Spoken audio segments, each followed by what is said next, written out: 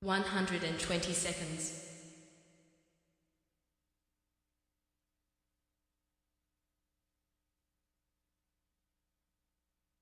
110 seconds.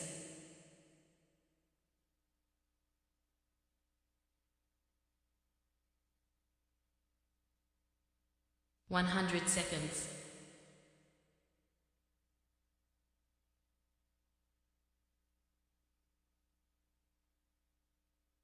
90 seconds.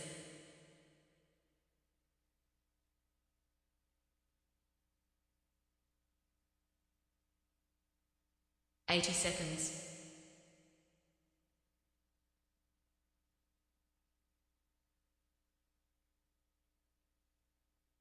70 seconds.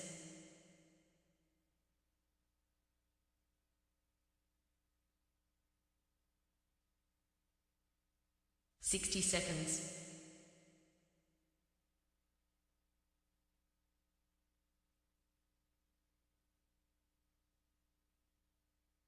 50 seconds.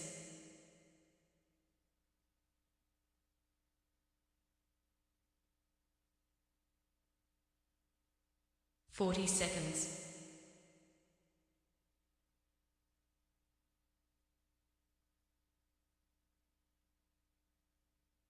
30 seconds.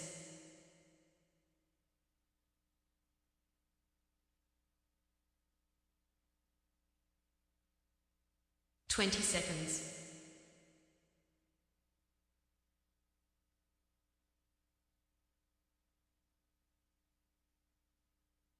10 seconds.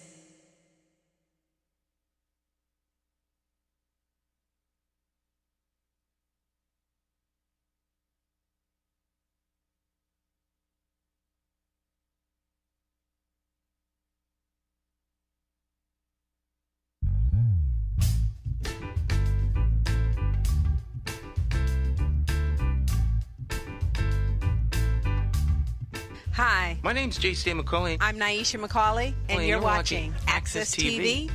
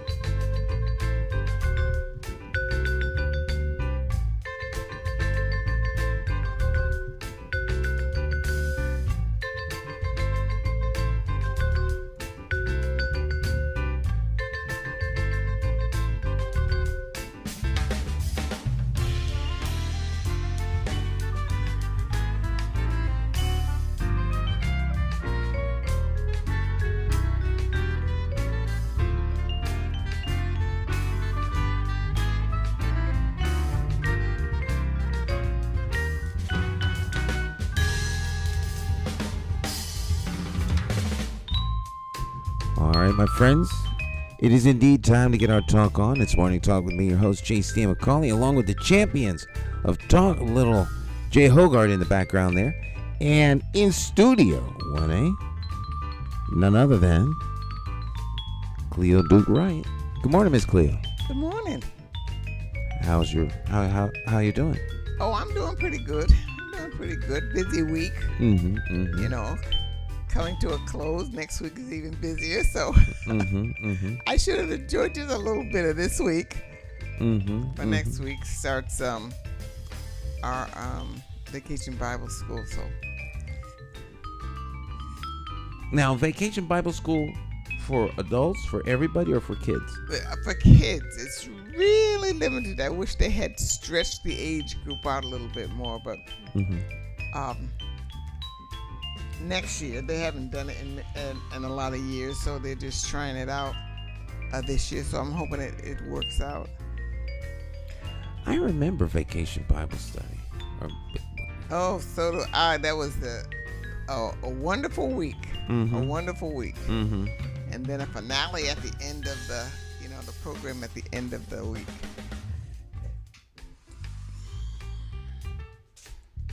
There we go. Oh, okay, that's better. The sun was blasting through I had the shade up because as you can see, my shade is broken. Yes, I could see that. So I had it all the way up so it didn't look so tacky. Gotta fix that shade. Yeah, I remember Vacation Bible Study when I was a kid. But, of course, it has to start after summer school. Oh, well, I don't remember when I started. I think it started more toward, I don't know, the beginning of the summer. I don't remember, for 1 week. And we did all kinds of things, and I guess they had a theme. That's where I learned, we memorized in the third grade, John 3:16, and singing our songs, and it was wonderful. And the bus would come and pick us up out from the project, so it was nice. I remember a Summit Presbyterian Church. I can't remember the name of the street that it was on, but it was at the top of the hill. And, it wasn't at the top of the hill. It was on a hill off of Lincoln Drive in Philadelphia. And I want to say we walked there. But they had Bibles, and they had little pamphlets, little booklets, and I'm going to the Wayback Machine. I remember the Schaefers were prominent in the church, but I remember, I want to say Kathy Schaefer was the lady.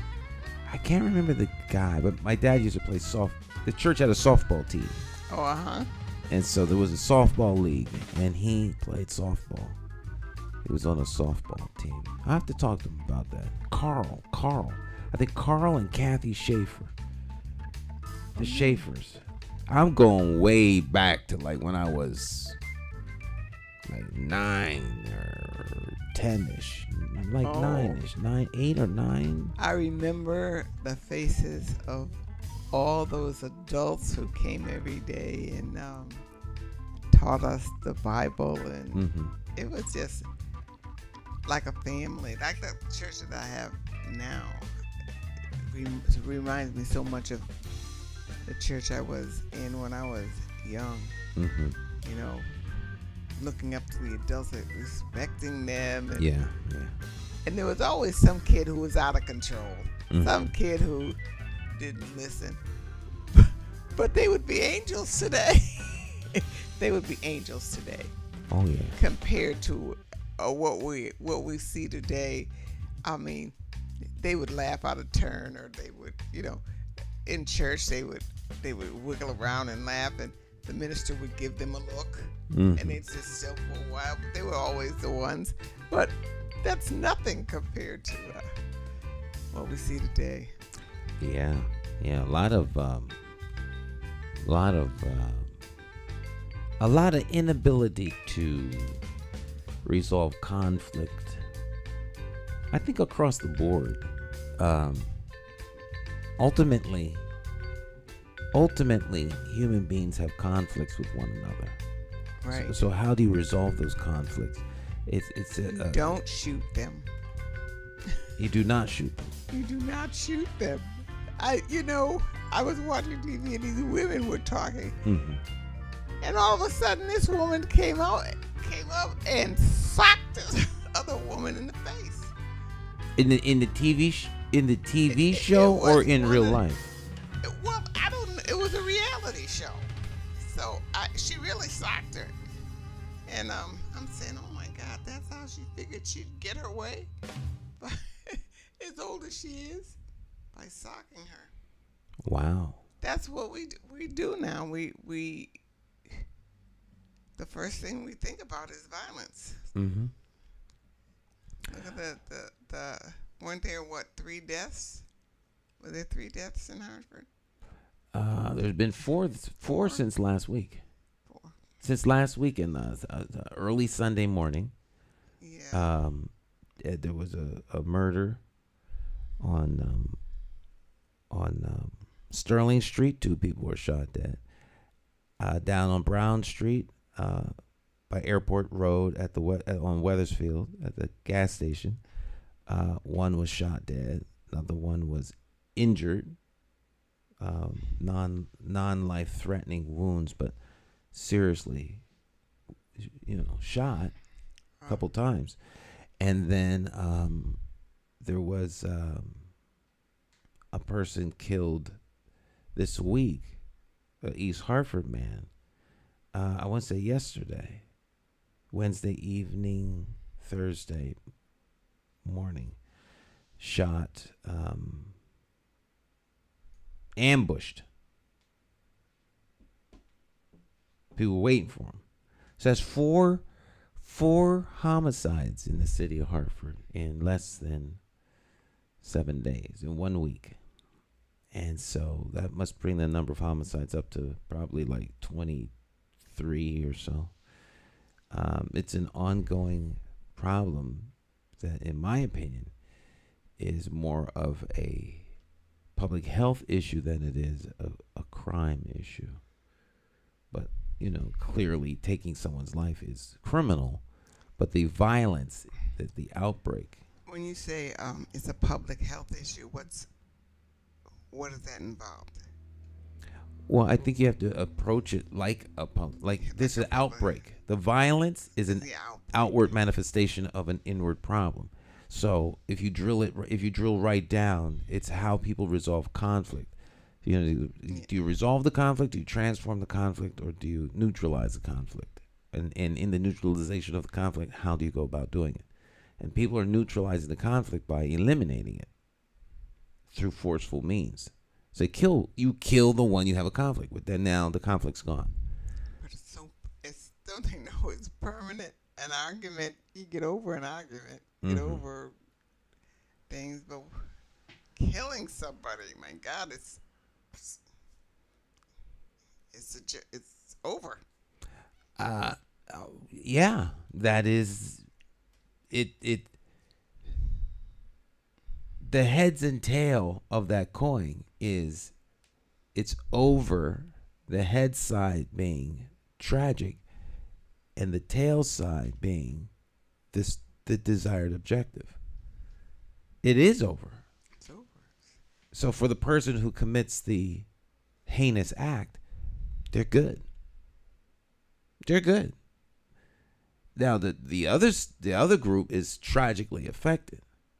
So the impact on the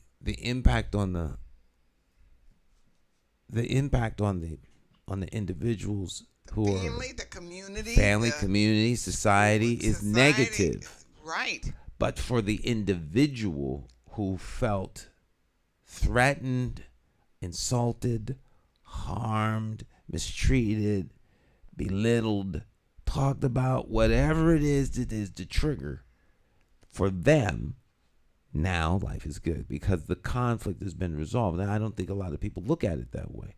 So you have to transform the conflict. Conflict transformation. But when they catch him, if they ever catch him, his life's over too. I think that's in the abstract. And I think that's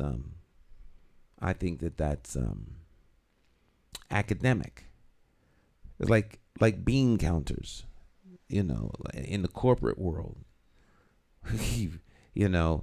They I was going to use an example, but I decided not to as an analogy. But like bean counters in the corporate world, they're less concerned about how their decisions affect the staff, the workforce. They're just counting the beans. Now we need to reduce workforce by 3.5%. So we're going to have a layoff and, well, how's that going to affect those families? I don't know, but our profits will go up. It's such a wide gulf. There's a disconnect. I don't know that it's not so much they don't care. It's just a disconnect.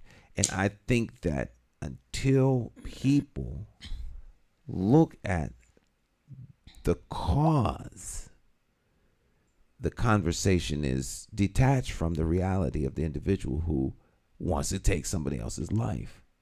They're the source of the issue, because that's where you're seeing the manifestation of the problem. They're, what are they under pressure? Are they hungry? Do they have a mental issue? I mean, are they depressed? Are they angry? How do you intercede? So, how do you clean a mess up when everywhere you look, especially TV and movies and all of that, everything, even machines, are shooting guns, cars that turn into people. Everybody is killing everything and everybody. Conflict. Yeah, conflict would seemingly be the flavor of the day. Conflict. Black versus white, male versus female, big machine versus little machine. Klingons versus the Romulans. There's always forces against. So what do we consume? What do we watch that is life affirming? That builds life, that values life, that treasures life in all of its forms. That you don't see a lot of on TV. What you see is me matter. I matter. And if you offend me in the slightest way, I'll kill you. Like the slightest offense gives me the authority to eliminate you. And that is very, very dangerous for society. People no longer care about the greater good of the whole. They only care about themselves. What I want. Me, my, I, me, my, I, my interest, my self-interest.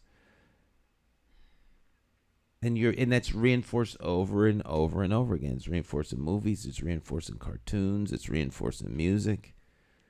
Mm-hmm. And so before long, it becomes something that people feel, well, I'm going to do what I want to do. Why should I be concerned about them? Oh, scary. Mm-hmm. Very scary for me anyway. So to me, that's we need to approach it as though it is a public health issue, because violence is a public health issue. If racism is a public health issue, then violence is a public health issue. Did you see that on television where the black man wanted to dock, and he wanted the white man to move over because he had to bring in his boat? Oh, the dock captain. The dock captain. Or the employee that clears they got a ferry coming in, and they wouldn't move their little dinghy. They would move their little dinghy, and the white man attacked him. And then some more white people attacked him, and more white people attacked him. Then all of a sudden, you had black folk jumping off the ships for my man. Off the ships. Swimming and picking up chairs, hitting them. It was not funny, but it was a melee.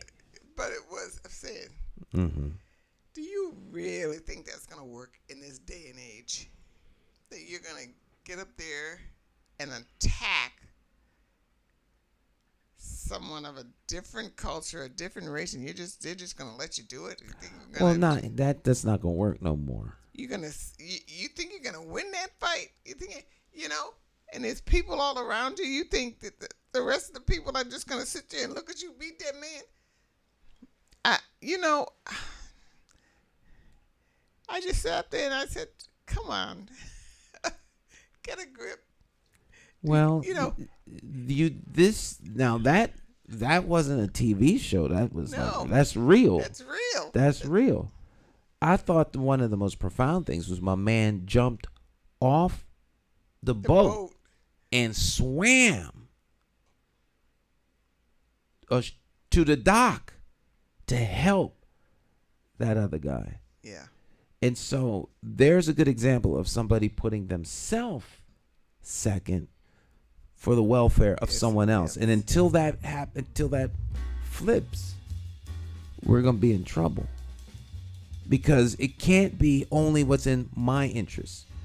And I think we might be getting there. The pendulum swings back and forth. It always does. Because you would have, in other circumstances, people watch while someone gets beat up. Well, maybe one day violence will be the fact that if I am violent to this person, and we're violent to them, they're coming after us. Well, maybe we better think of some other way to solve this problem. Yeah. Maybe we better, because we're coming after you too. Mm-hmm. And, we're not thinking about lives. We could get killed or you could get killed. We're thinking about you're not going to do this anymore. Right. Period. End of Right. story. If Right. I die or if I get hurt, So be it. so be it. You're not doing it to me anymore. Period. So if you want to try to come after me, come on. Well, I think... So that's going to be until we decide, we better step back and think about this. Well, I think, like you say, it's us. You're not coming after us anymore. You throw a punch. If you punch one of us, you punch us all. Yeah. And we're not going to stand for that. That means there's someone greater than me. We matter. And since we matter, that has to be manifest. And how do you see people? Like, do you see this man as a human being? He's a black man. He's in a position of authority. He's telling you got to move your boat. They don't see him as a person in authority. They see him as I don't have to listen to you. And I think we all have a tendency to be one or the other, depending upon frames of mind and context in the setting. But if we value other people, if we value life, then we'll always do what moves life forward. And, that has slipped. It's slipped. Suicide. All time. It's just increasing. People are under extreme pressure. And I tell you, I was outdoor knocking. All of the candidates were outdoor knocking with their little teams of people. Some had bigger teams than others. But all of the folk out there door knocking, I'm telling you, I'm hearing the same thing from everybody. It is rough out there. It is rough. People are they're not happy. They're disgruntled. And there's like a below the surface anger waiting to just explode. And if there's not some sort of pressure release, I'm telling you. But see, it's not going to stop till it explodes. That very well could be the Not going to stop until it explodes. Mm-hmm. Or until we get a leader who can calm the waters. All right. Yeah. Right now, our national leaders seem to be fomenting the waters. They're in there troubling the waters, stirring stuff up. Mm-hmm. Scary. Yeah. For their own selfish gain. Stick and Stay. We'll be right back. It's Morning Talk.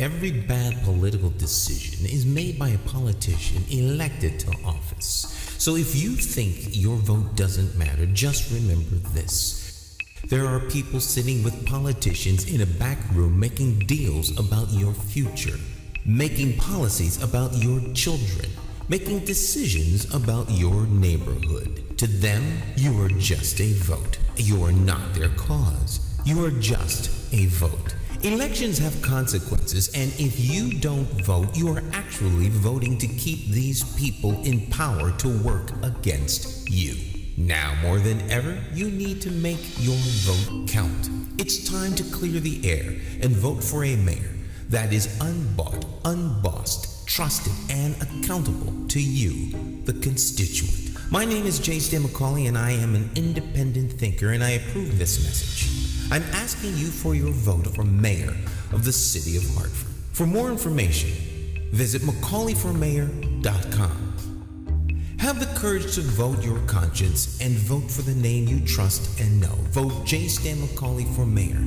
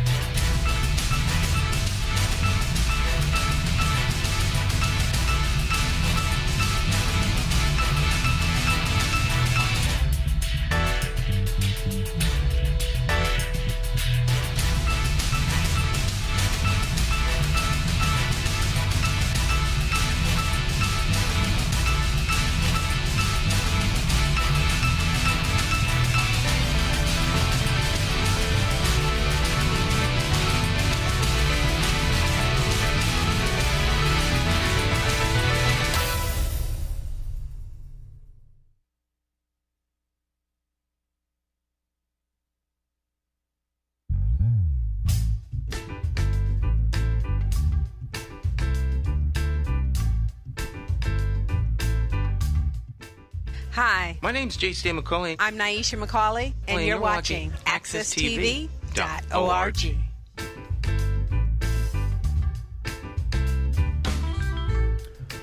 All right, welcome back. It's Morning Talk. I'm your host, J. Stan McCauley, along with the champions of talk. This morning's talk champion in the house, none other than, of course, Cleo Duke-Wright. So welcome back. Remember, folks, we're here 8 o'clock. Just remember 8 and tune in. Monday, Tuesday, Wednesday, Thursday, Saturday. Monday, Tuesday, Wednesday, Thursday. Friday, Saturday, and Sunday. 7 days a week. It's Morning Talk. Morning Talk. And most of the times we're live. Sometimes we're not. We put a repeat on. Because, But if you tune in at 8 a.m. or p.m., you'll find us here on Morning Talk. Morning Talk.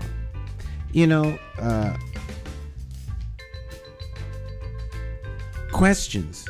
We were talking off the air about like who do you trust? Can you trust people? And you get older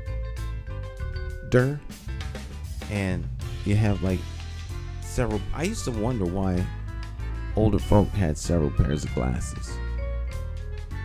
I remember going to my grandfather's bedroom. And this was many years ago, and he had like, it seemed to me, maybe there wasn't that many. It seemed to me like he had 50 pairs of glasses. Remember, he looked at the glasses. And so I don't know whether you lose them and buy a pair and find them and stack them up. But, after a while you have several glasses because you need them for different things. It's like I can't see through them. I can't see the teleprompter from with those glasses on. But I need those glasses in order to see the monitors over here when I'm editing. But I need these glasses when I'm reading. The half glass. Well, now they have those glasses that kind of fade. They fade. Do different things, and then when you look down at the bottom of them, you could read. And you look a little up, you do something else, and I have that kind. It takes a little time to get used to. Yeah. It's kind of scary. You see things differently out of the corner of your eye, and it's like something's jumping at you, and it's not. It's just the glasses bringing it. And sometimes you're looking somewhere, and you can't see just because you're looking down for the reading instead of looking, over that. So yeah, they happen, but you got to get used to it. Yeah. All you younger people, this will be real to you one day. You laugh now, but trust me when I tell you, it's coming. It's coming. If you're lucky. Yeah, be around. Yeah, that's right. If you get old. If you're lucky enough to get old. And a lot of you don't think you're going to get old, but some of you are going to get old. You should strive to be older. That should be your goal in life. Should be to be like 90 minimum. Oh, yeah. Minimum. When I'm looking at television and I'm seeing all this flesh all over the television set, I said, oh, thank you, God, I got through that. Thank you, God, I'm here where I am right now. I don't have to do anything because I'm old. I can do what I want. Because I can do what I want to do. I can get on the dance floor and dance any kind of way I want to, because who cares? I don't have to perform like young people do. It looks like so much work. I said, oh, thank goodness. I don't think I ever did that much work, though, but it's in the flesh all over there. And my son's watching TV. He said, her chest's not real. Her bottom's not real. I'm being nice. Why these women always do this? Look, he chased people apart. Look what they did to their face. They should have left the face the way it was. Do you see how he had to work on his face? Oh, look at him. Oh, look at her. My goodness. I said, thank you, Lord. I'm just me. I don't have to. I don't That's have funny. to pretend to be anything. But young people have to work so hard because they don't know that they don't have to do all that. Love yourself. Go out into the world. And, man. Yeah, you got to be satisfied. Yeah, you're okay. You're okay. Nobody knows you're okay. You can see on television. Nobody thinks all these people don't think they're okay. Well, back to what we were talking about earlier, you got to love the skin you're in. Love who you are. Be content with who you are. And then you'll be less offended by what other people say or think. I think we waste way too much time thinking about what other people think. Like a lifetime. We waste a lifetime doing that. Yeah. A lifetime on what other people think. And at the end, there's only so much of yourself you can change. Right. Not very much of it. The things you want to change usually are permanent. And you can't change them anyway. So we think we can change everything we can. You're just who you are. You're who you are. And you have to be content and satisfied with who you are. That's after you find yourself again. Because after all those years of trying to be something else, then you have to go on a journey of self and discover who you actually are. It may not be all that pleasing, but it may not be too bad, Yes, your fingers are your fingers and your toes are your toes.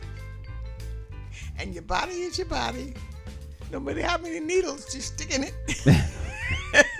Your body is your body, period. That's the end of the story. I have this thing here.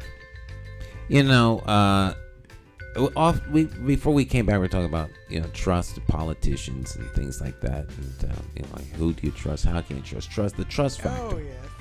And which caused me to think about there's a lot of forums that have happened, and there will be a few more forums that will be happening. So we have what we call Smarter. Smarter.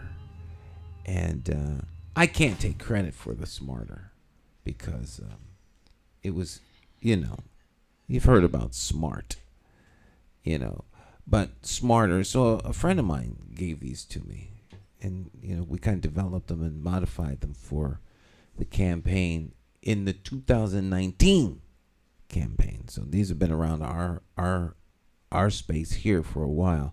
But make sure you ask smarter questions when you talk to candidates. Note, smarter questions and answers are specific, measurable, attainable, time-bound, evaluable,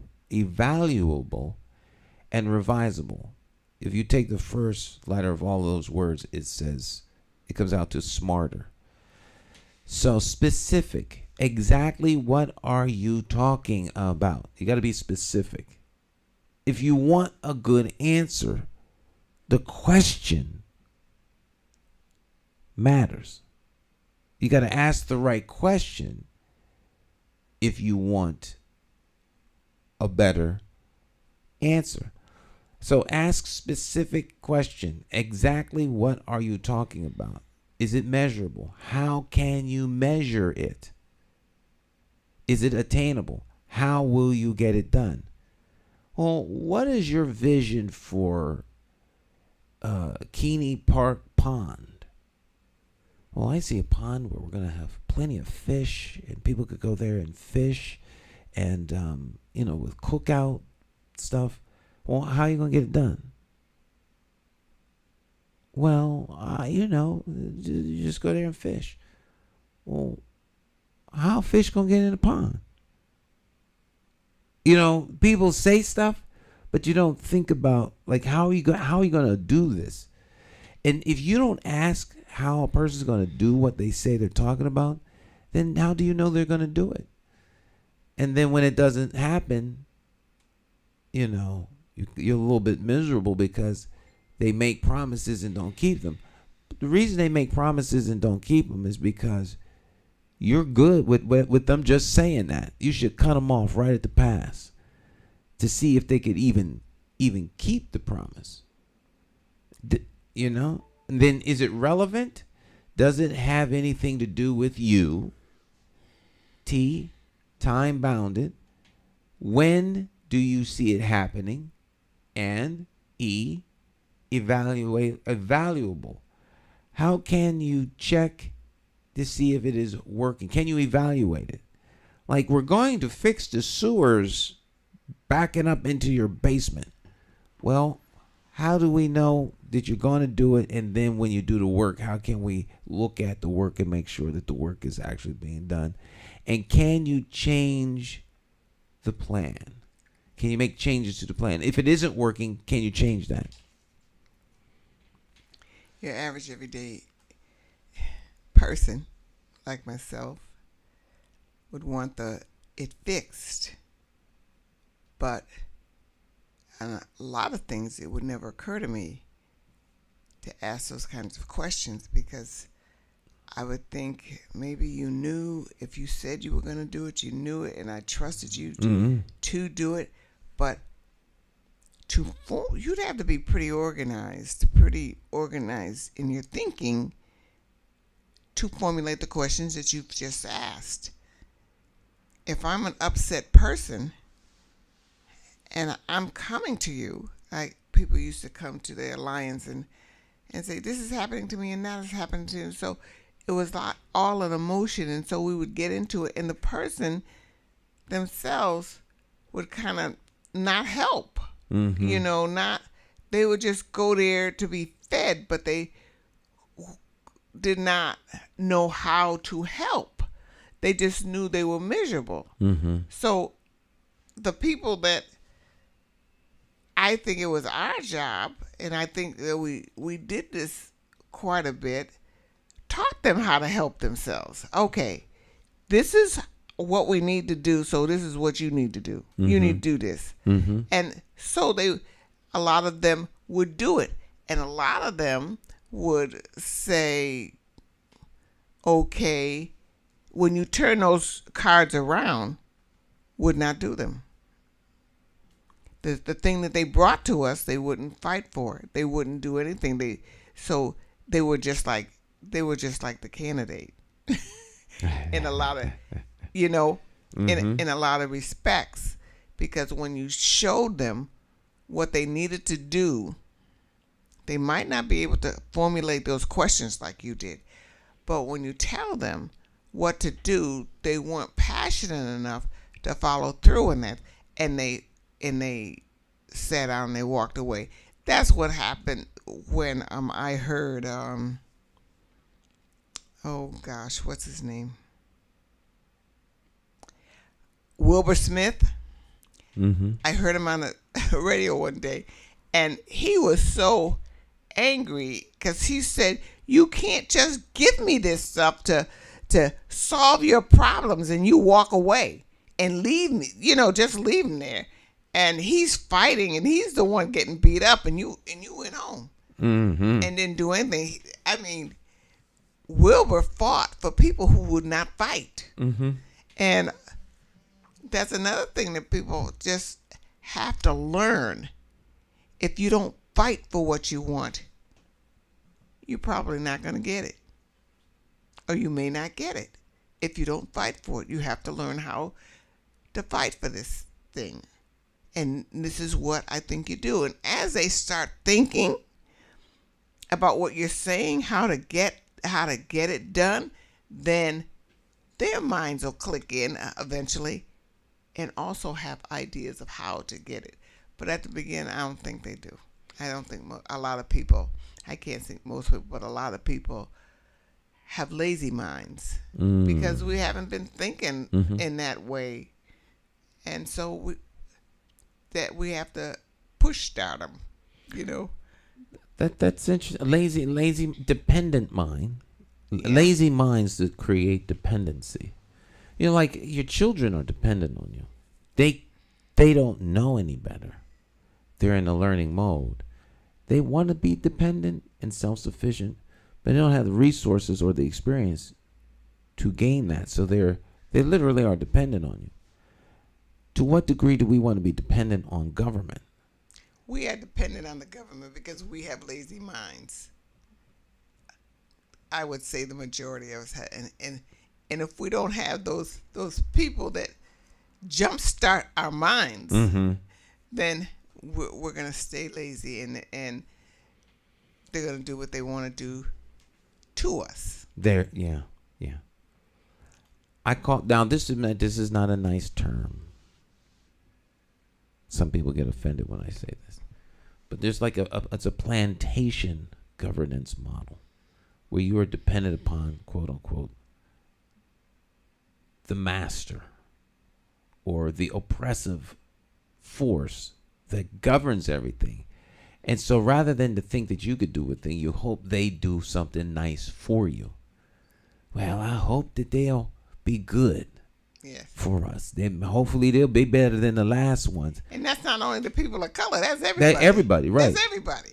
I've seen this across the system. To the degree that people will say, well, if you were, I want to know what you're going to do for us if you're the mayor. To me, that's the wrong question. What do you want me to do for you as the mayor? See, so they're coming in like children. Yes. What are you going to do? What are you going to get me for Christmas? Well, what do you want for Christmas? I would like a bicycle for Christmas. I don't know if we can do that. Oh, please. Well, let me see what I can do. Now there's a totally different tone. I hope you get me something nice. Well, nice is relative. It may be nice to me, but not to you. So I think we've a lot of people have turned their representatives that govern on your behalf into like these all-seeing genies that are supposed to just rub their fingers together and behold.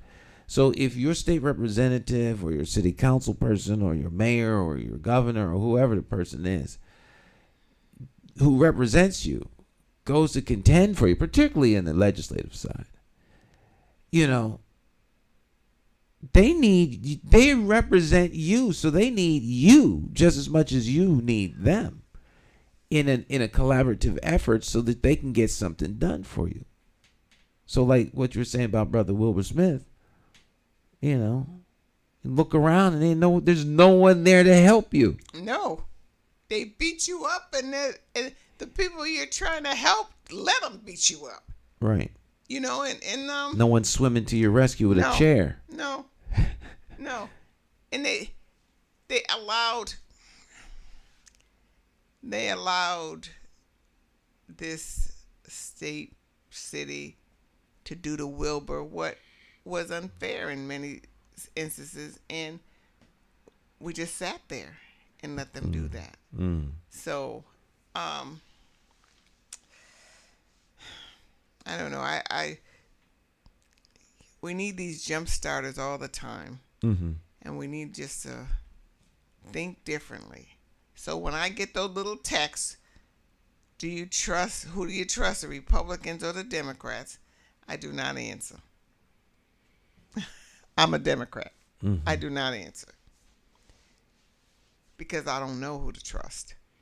Right. I just don't know who to trust, and I think that they have their little club up there, and we're the puppets. And I don't like being a puppet. Particularly when you aren't the puppet. Yeah, You really should be. It's really the other way around. Yeah.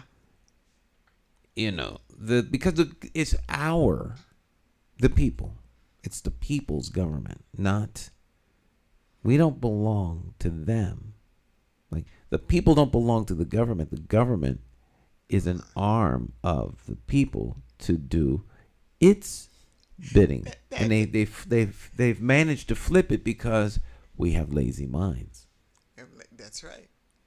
It's, you know, when my son fell on a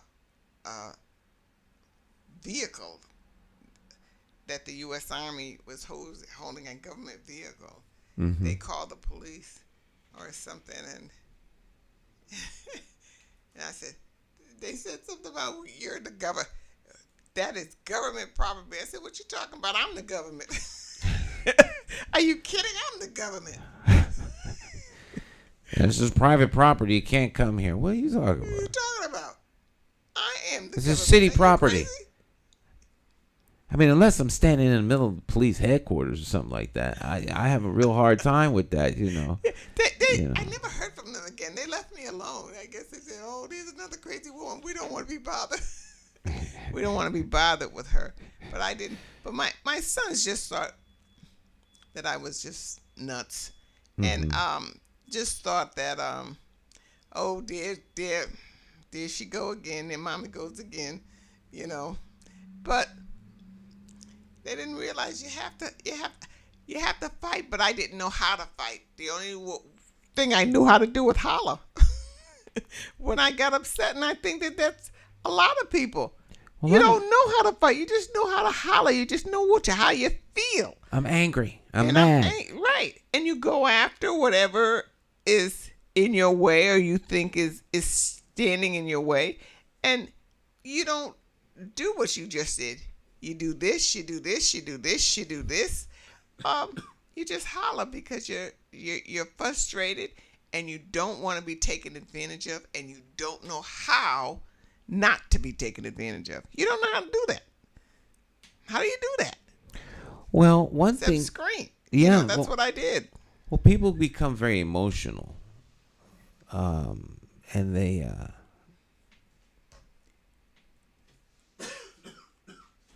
Hit the cough button.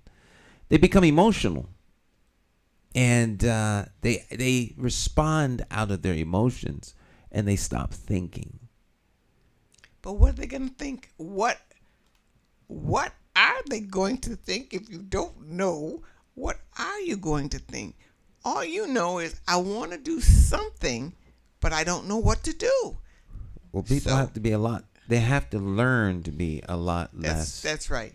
Emotional, and you attack problems with a list of possible solutions, and then the problem will be resolved. But it's not going to be resolved because you got mad. No. That's like children. Children do that. So that they figure, because they don't have any power. They don't have any power. So they have to be emotional enough to move you to do something. Right. All right, let me stop, because they're going to yell and scream and cry and bicker and moan and stomp their feet. But the people who are in charge already know that. Right, so they can play to your emotions. That's right. And they can pitch you one against the other. Yeah. And they can put people in places that they know that there's going to be a problem here.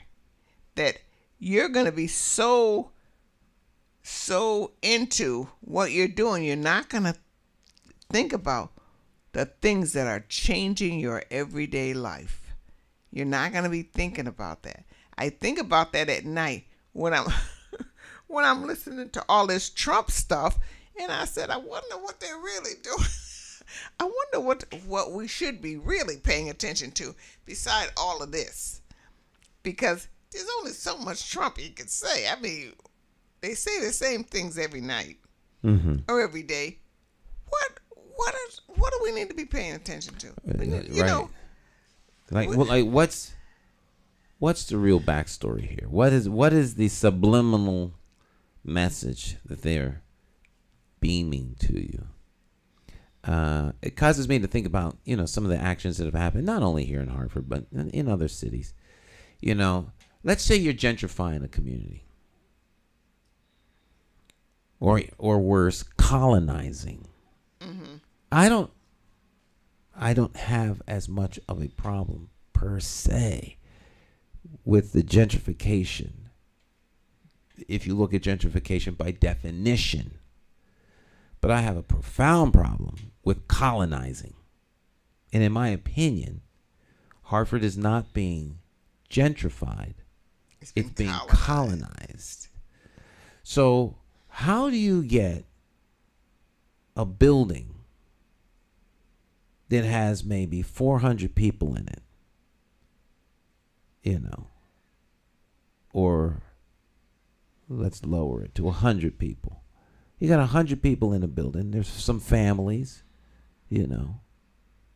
some couples and some single units, but let's say average of 100 people. You can't just kick them out of the apartment, because that would be seen as being horrible and mean and this, that, and the third, and people would push back, the community get all upset. Yada, bada, bing, bada, boom. But you could not fix things. But if you don't fix stuff, then people will complain about the stuff.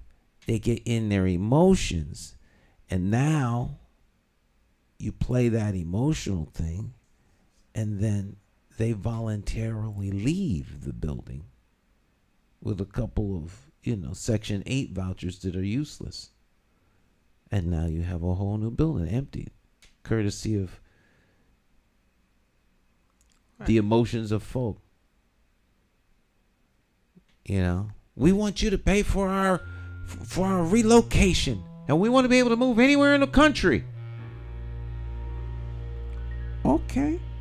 Well, we can arrange that.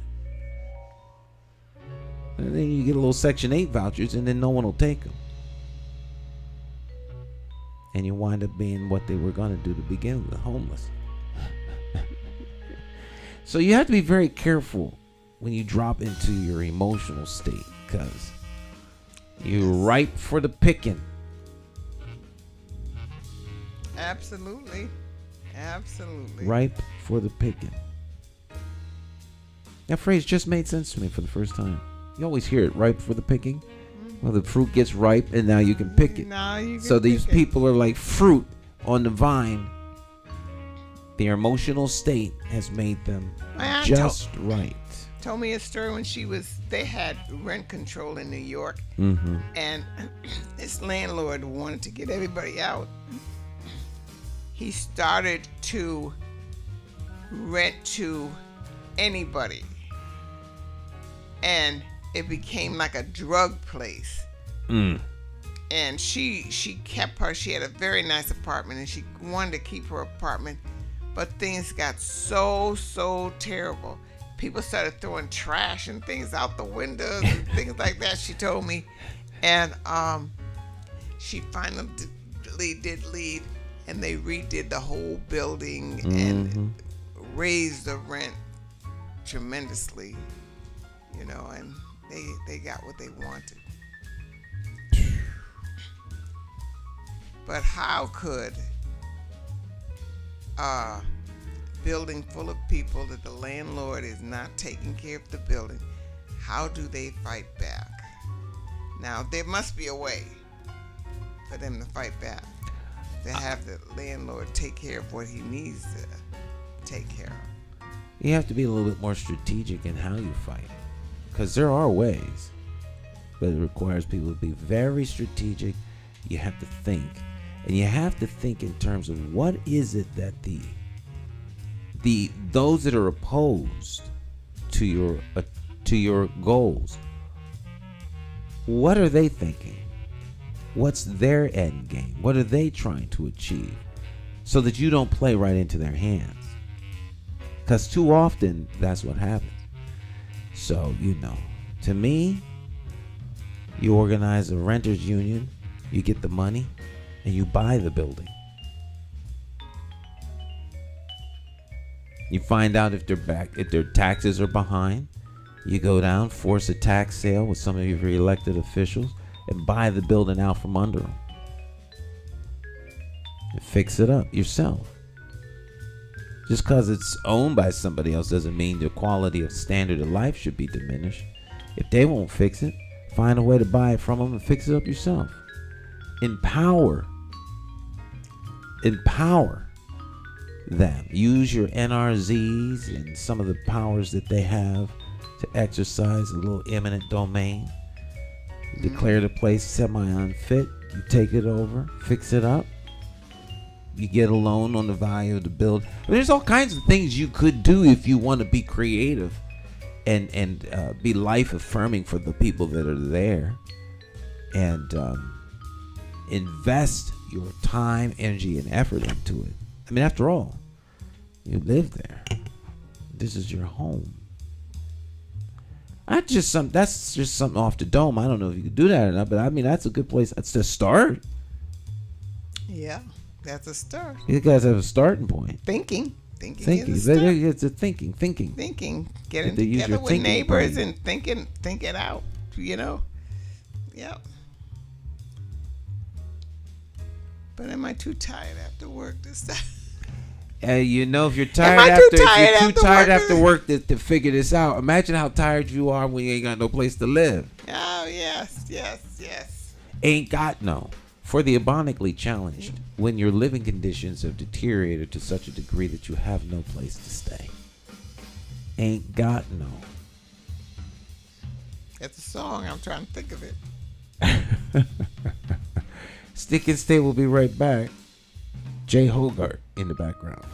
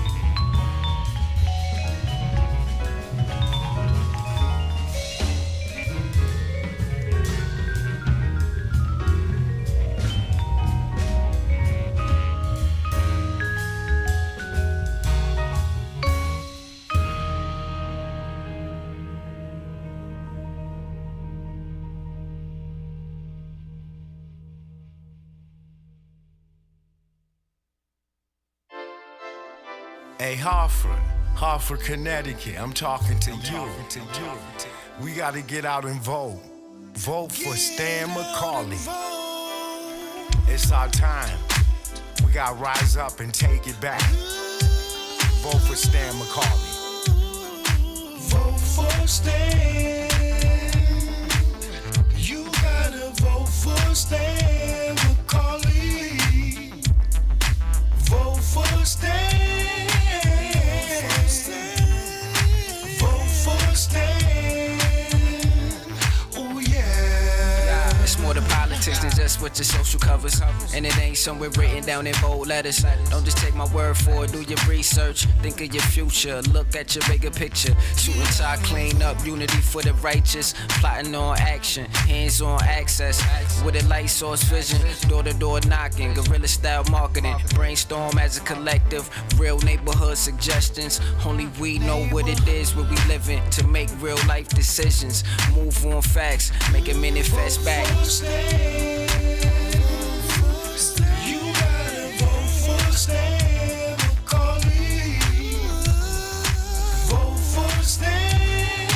Vote for Stan. Vote for Stan. Oh yeah. Look at your city. Stop. Take a look around. Is opportunity flow into your house? Are you working? Wait, can you save some money? And is your neighborhood safe? Or is it a homicide every night?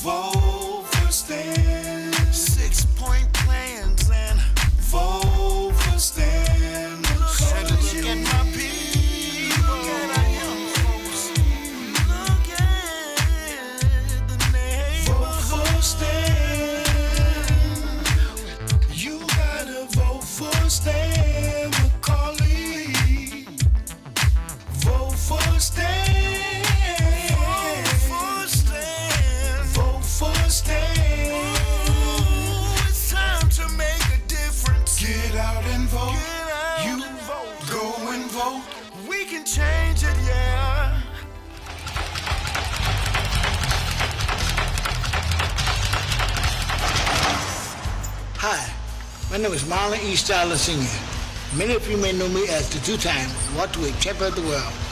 I'm here to tell you that Democrat J. Stan McCauley, as our next mayor, will fight for you until the last bell. Help me throw a knockout punch. Go out and vote for Stan the man. My name is J. Stan McCauley, and I approve this message.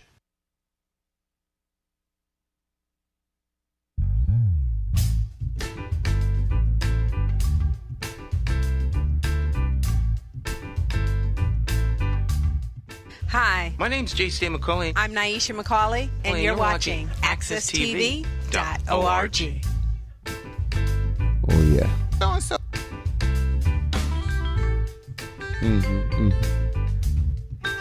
Yeah. All right, we're back, my friends. It's more to talk.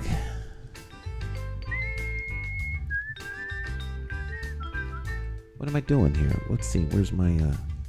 Oh, here it is. Is this it? No, here we go. Here we go. There we go. I could do this more often. You've the controls here. Oh. There we go. Yeah. You know, if you stay away from this for a couple days, you lose the crispness because you're not doing it. Well, my Zoom show has lost its crispness. I've been trying, and then my tablet now won't charge. Well, there's always something wrong. Is that an Apple tablet? Yeah. You could tell I'm not an Apple guy. A lot of people love Apple stuff. I'm a PC guy. I always have been. So I'm saying now I gotta go take it in. Did I get insurance on it? I don't know. Oh, jeez. It's not that old. Apples should last forever. My people I know have apples longer than I have had this. So I don't know. Maybe I will get a different. Once upon a time, we had well, I didn't have it. The station had it. Harvard Public Access. And when the station moved from 34 Sequoia Street down there in the Colt Complex area to Sargent Street, we left lots of stuff behind and gave lots of stuff away and threw lots of stuff out. And one of the things we got rid of was an old Apple Macintosh, like the old 1 unit with the cathode ray tube. And I don't know what we were thinking. I don't think anybody was thinking. I think we were just done. We just wanted to get out. I know the feeling. Yeah. And I don't know. Maybe it would be worth something. I guess it's nostalgic. It's not really worth anything, but the nostalgia of it, having that. Did you think you could use it now, huh? You couldn't use it. It was useless. Paperweight. What are you gonna do? Because now this is the new computer. The phone. I call it a computer. This is a computing device that allows you to talk. I mean, we refer to it as a phone, but it's so much more than just a phone. And it could do a lot. Last week, I wasn't at the Alliance because my tablet wouldn't charge. So I didn't get on. But I could have got on. You could have got on with your phone. With my phone. So I thought of that later. I said, I could have just got on, because I never get on with my phone. I always get on with my tablet. So I said, I should have just got on. Use the phone, yeah. Oh, yeah. Most of the people that attend the Alliance meetings are on their phone. Yeah, so I'm just going to. They got the picture up and the earbuds in. It's like listening to the radio. You could just put your headphones on. Put the little earbuds in, and people are driving. Talking on the phone. It's like a party line. So I will. I don't know what you talked about last week. I tried the week before to stay on as long as you guys. I stayed on a long time. Are you talking about the after party? The after party, but I my tablet went out. I wasn't hooked up, so there's people who love the after party, and then there are those that. This it's the same people at the after party every time I'm there. Well, yeah, there's a certain group, there's a core group. We have a meeting every Saturday morning. We have a meeting, and everyone's invited to come to the Alliance meeting. By the way, it's open to everybody can come, but there are rules. You have to really be a dues-paying member to talk. To engage in meaningful conversation that brings about a resolution or a vote. In order to do that, you have to be a dues-paying member. It's $25 a year. That's real cheap. And so we meet every Saturday for the last 35 years. Yeah, at least. Every Saturday. Now the administrations and presidents have changed over the years. But they always meet every Saturday morning from 10 to 12. That's it. At 12 o'clock, the meeting is over. And the people who have left are still involved. They're the underground. Oh. You don't have to tell me. We have an underground. There's a whole underground. Oh, trust me. I'm more than well aware of that. Yeah. Oh, yes. So the alliance, you have the visual alliance, the people who you can actually see. And then there's those people who you don't see. They're in the ether. They know exactly what's going on. So, yes. So it's like watching TV. Yes. Like you don't know who's watching you. No. But someone's always watching. But the after party, and there's people that join the after party. You have no idea who's in the after party. You always be careful of what you say. Always be careful of what you say. Don't. You have to be very intentional on your words. Someone said to me, was it yesterday? Yes. Someone said to me yesterday. They asked me to come to Eric's the barbecue they're having on the 13th, and I got an invitation through my email or my text. The 13th of August. Okay. What they having, ribs? I don't know. It's in Bloomfield. Oh, okay. I think I know where it's at. I won't crash the party. And so you didn't get an invitation. And they said, "Come, Cleo, come. Everybody knows you're gonna vote for Sam, but you could come." I said, "Who's everybody?" Now, why would anybody? Everybody doesn't know me. He says, "Everybody there knows that Cleo Duke-Wright is voting for Stan, but you could come to the and sign his petition." And so I said, "It's all over now." But the 13th is what? Tomorrow, the day after. Today's the 11th, so the 13th must be Sunday, I think. And it's going to be this Sunday. And so I was thinking about, going, but I'm not. They said, "Oh, Cleo, they would love to see your face." I said, "Oh, they would." Oh, I don't know why they would love to see my face, but they said, "Don't." He said, "Don't worry. Everybody knows where you are. Everybody knows. Everybody doesn't know me. Right. And everybody doesn't know what I'm going to do, although they may think they know what I'm going to do." I tell you, what happens, we have a commercial. We haven't run it yet. We ran it in before, but we haven't run it at all this year. And we won't run it until it gets close to Election Day in November. But it says, it's based off of the Las Vegas commercial. What happens in Vegas stays in Vegas. Oh, yeah. What happens in the voting booth stays in the voting booth. No one knows who anyone votes for because it happens in the voting booth. So it's a kind of a play on, it's a kind of a shtick-ish and play on words and ideas and emotions. So we're encouraging people to use whatever team is driving you. You need a ride? Call my opponent. Have them take you to the poll. Then when you get in there, vote for me. Because what happens in the voting booth stays in the voting booth. And if they want to buy you a bag of groceries on the way there and back, go ahead. But vote for me. But vote for me. So what happens in the voting booth stays in the voting booth. But no one knows who votes, And, it's like no one voted for Donald Trump, but he wound up being president. How is that possible? How is that possible? So somebody voted for him. Somebody voted for him. I didn't vote for Donald Trump. And no one did. No one in the country voted for Donald Trump. Yet he's there. No one voted for Biden.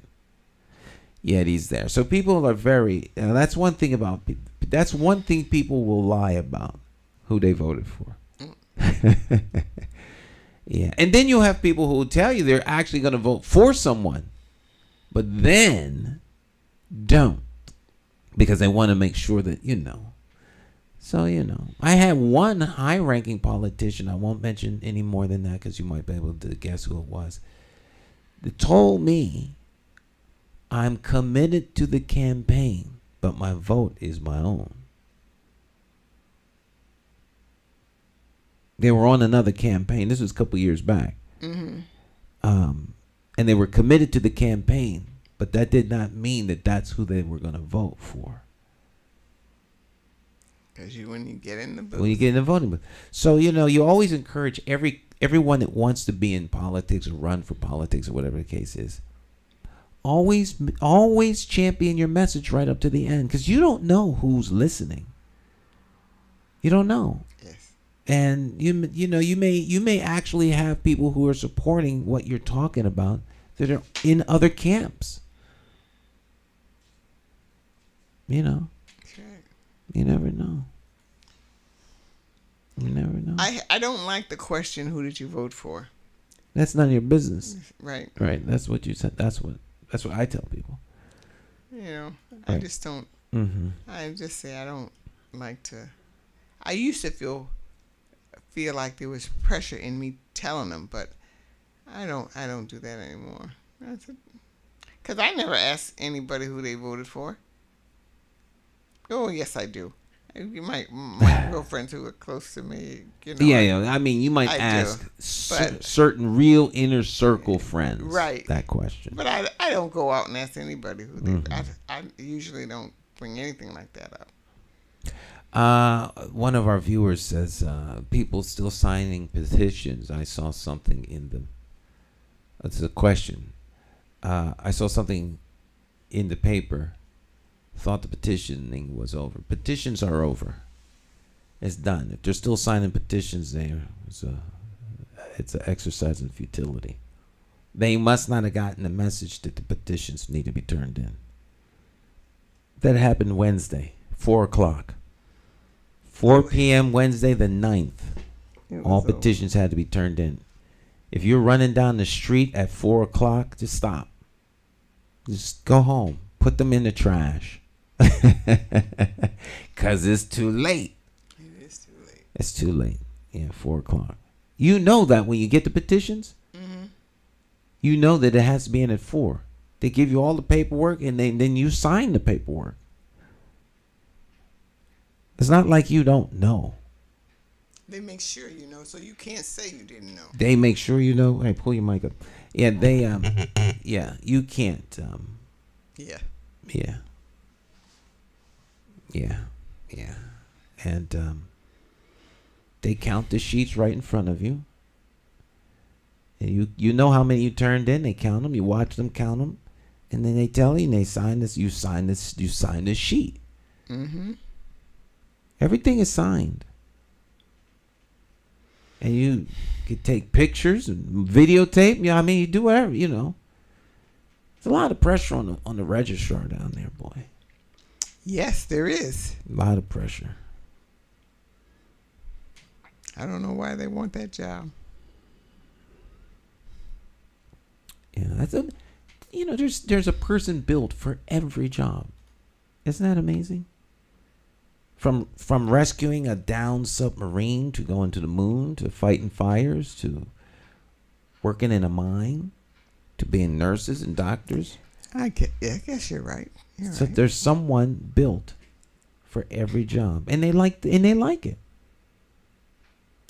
I've asked, oh Lord, what you build? What you build me for? You look back and you say, "Whoa, is that what that was? Is this what this is?" Mm-hmm. I'm not quite sure. Yeah, I guess, but you're right. And some people you could just look at and say, he's this or she's that, and that's exactly who they are. Mm-hmm. My sister said when she was a kid, I'm going to be a teacher. And that's what she never changed that. One, I want to be a teacher, and I want to be 40.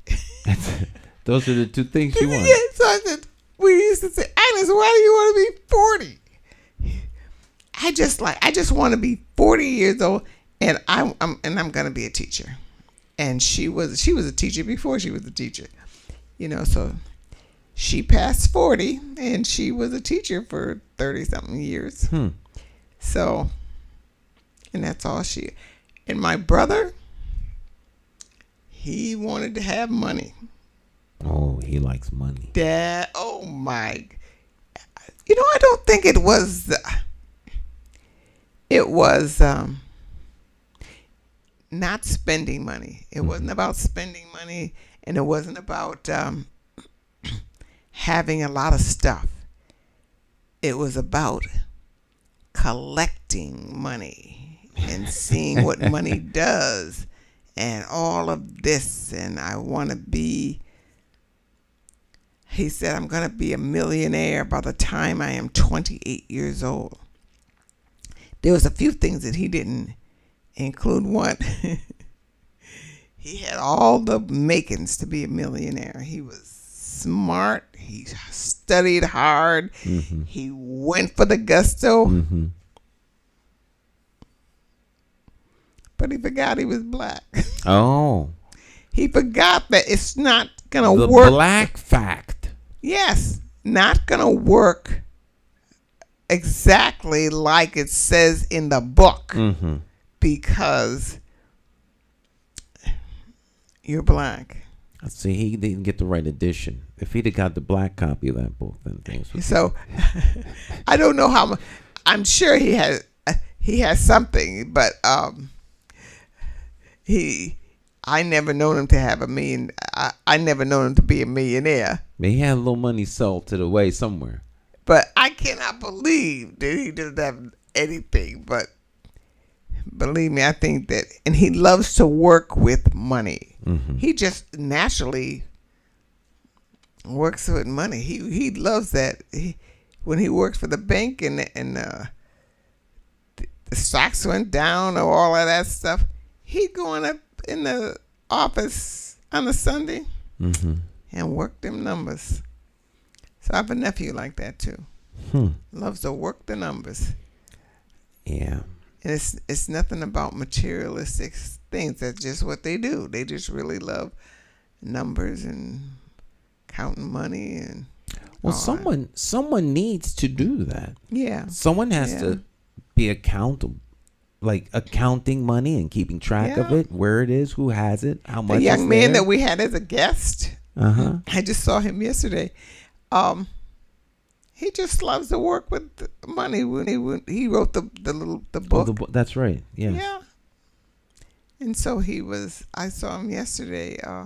I was rolling Willie up the street because we had walked to the hospital, and he thought I was in distress, pushing Willie up the street. So he got out of. He drove around the corner, got out of his car, and ran back to me. That's so nice. To see if I was okay. But we were just okay. We were okay. It was a nice. That's nice. Ride. That's very nice. Well, speaking of authors, Clara Ruffin. She wrote another book. Yes.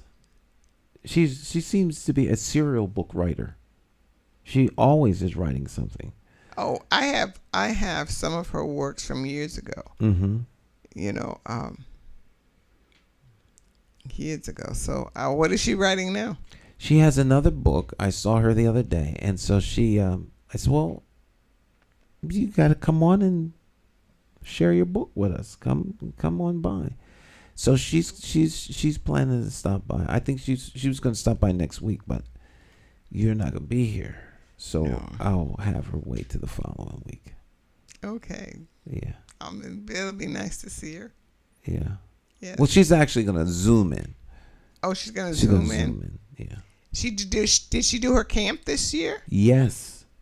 They did the camp this year. It was 6 weeks. I think it's only, I want to say it's $25 a week. Because they usually get a grant. Yeah. For. But they only charge, I think they charge the parents, I want to say it's $25 a week. I don't think it's $25 for the whole 6 weeks. But $25 a week is, that's much. Like $5 a day. That's really, really, you can't even buy lunch for $5. That's right. Yeah. You know, the McDonald's 2 fish is now $4.99. Oh, you might as well go to a restaurant. The 2 fish, you know, there used to be 2 fish for $2. Now it's 2 fish for $4. A fish sandwich at McDonald's costs more than $4. Well, that's what I'm saying. It's the sale. I look forward to the sale. I eat McDonald's fish sandwich once a year. When it's the 2 fish $4. Oh, really? It's on sale now?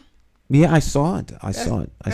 That's about the only thing that I like. I compare Burger King because I usually go to Burger King, but I do like McDonald's better. Their food. I don't know. I don't. Why? It's like, where do they get all that food from? I would like to see the beginning. I want to see the beginning of the process. I know the end of the process is the burger that you get. We're at the end of the process. So I want to go to the beginning of the process, like where the potatoes are grown, where the beef is raised, and where the fish are caught.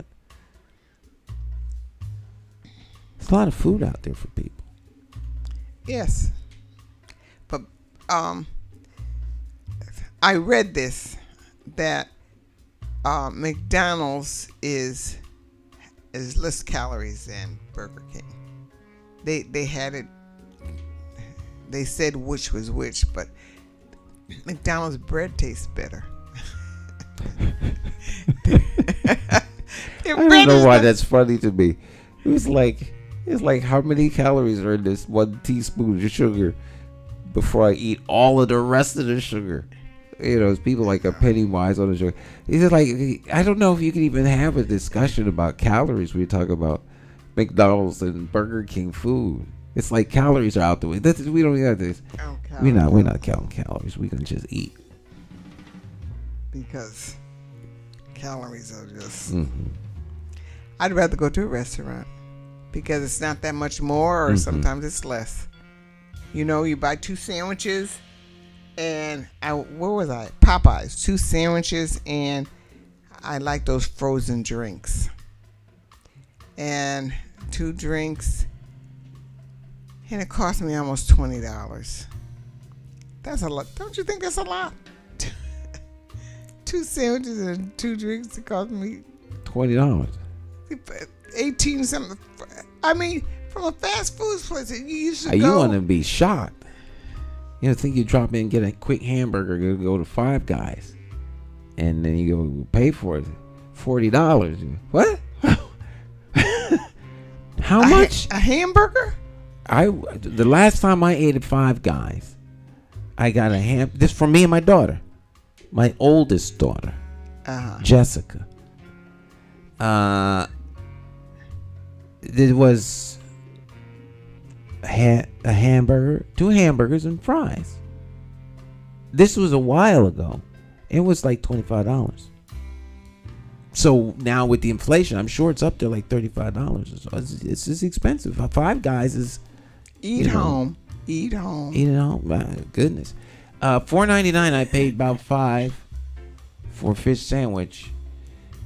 It had been so long since I had been there, but I didn't know they had the 2-for-1. I saw the 2-for-1 on the side of a bus just the other day. Fish, and that's the one thing I like in McDonald's is their fish sandwiches. I'm gonna go buy them. I like the McDonald's fish sandwich. 2-for-1, and you just saw it? Well, it's 2 for $4.99. I don't know that it's necessarily 2-for-1, but if one normally costs $4.99, then it would be 2-for-1. But the fish costs $6. Right. It doesn't cost $4 and something. What if you were a fish hanging on the wall? Remember that commercial? No. But there was a fish mounted on the wall, and it was a McDonald's fish commercial. The fish was singing. What if you were the fish on the wall? You wouldn't think it was funny at all. I would play it, but I don't have clearance to play it. I don't want to be sanctioned and get a copyright strike.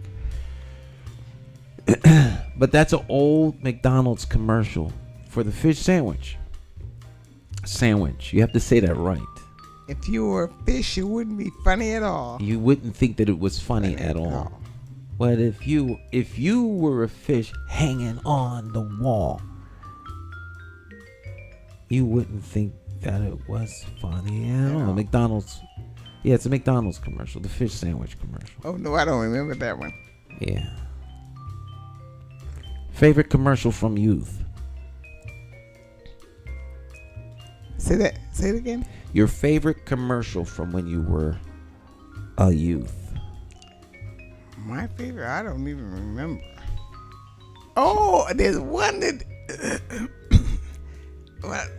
you remember that old lady. I love that commercial.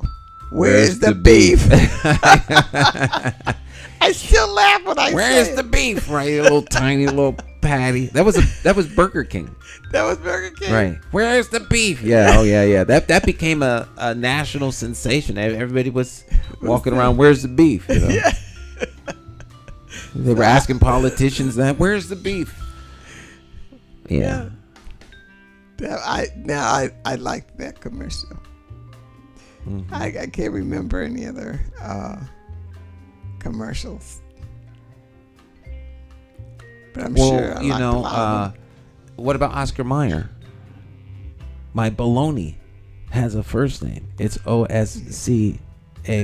Wait, my baloney has a first name. It's Mayer. My baloney has a second name. It's Mayer. And if you ask me what I say, I remember that one. Cause Oscar Mayer has a way with Bologna. That's how you know how to spell baloney. You know, Bologna. Oh, yeah. No, I do remember that one though. Yeah. Mayer. Oscar Mayer, bologna. I remember. Do you remember frying bologna? Frying it? You never had fried bologna? Oh yes, I love it. Okay, yeah. Fried bologna. But they say the bologna has got such junk in it. Oh yes, it's garbage meat. But first of all, I love Oscar Mayer bologna, and I love Oscar Mayer hot dogs. Yes, I have.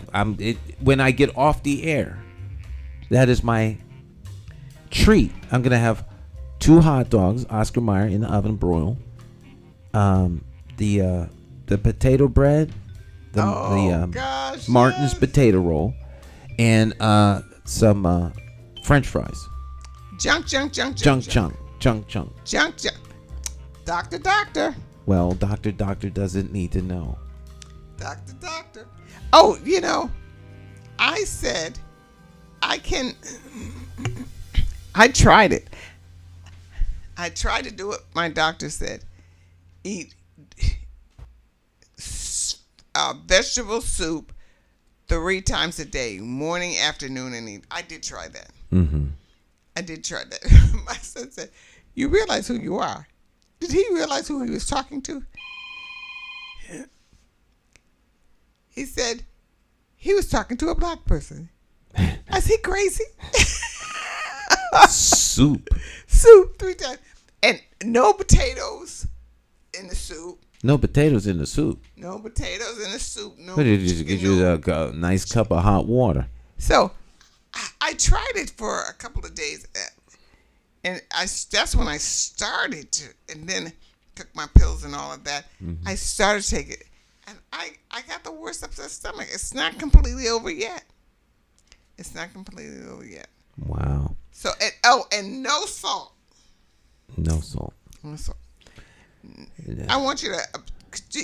You got that in your head? Could you imagine how that is? Food is to be enjoyed. Food is food. So I said, "Oh my God, this is horrible." Art for the tongue. But I can eat a lot of vegetables. I do eat a lot of vegetables. Mm-hmm. But I stir fry them. In butter or oil? I usually use olive oil. Just a little bit of olive oil. I saute vegetables. I'll eat those all day, but. Well, you know, doctor's our doctor. Doctor. So I asked him once, butter or margarine? If you want to die. That was his answer. That was his answer. You want to die, dude? It depends on what you want to die of. What do you mean? Well, margarine gives you cancer, but butter, will give you a heart attack. He says, if you ask me, I'd rather go with a heart attack than cancer. So eat butter. That was his answer. And so, I wonder what, I want to be the fly on the wall to see what he eats when he's home.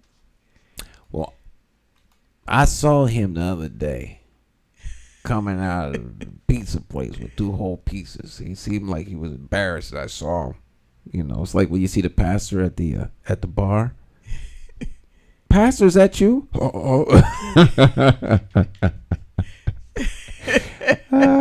Stick and stay. We'll be right back. It's More Than Talk.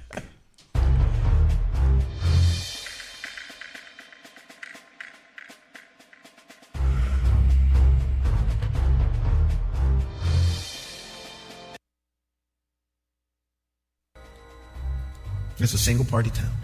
And it would make no difference if it was a two-party town or if it was run by Republicans. All right? Anytime an organization runs a thing, the organization that manages stop. When a political party... there we go. Let's start this again because it stopped in the middle.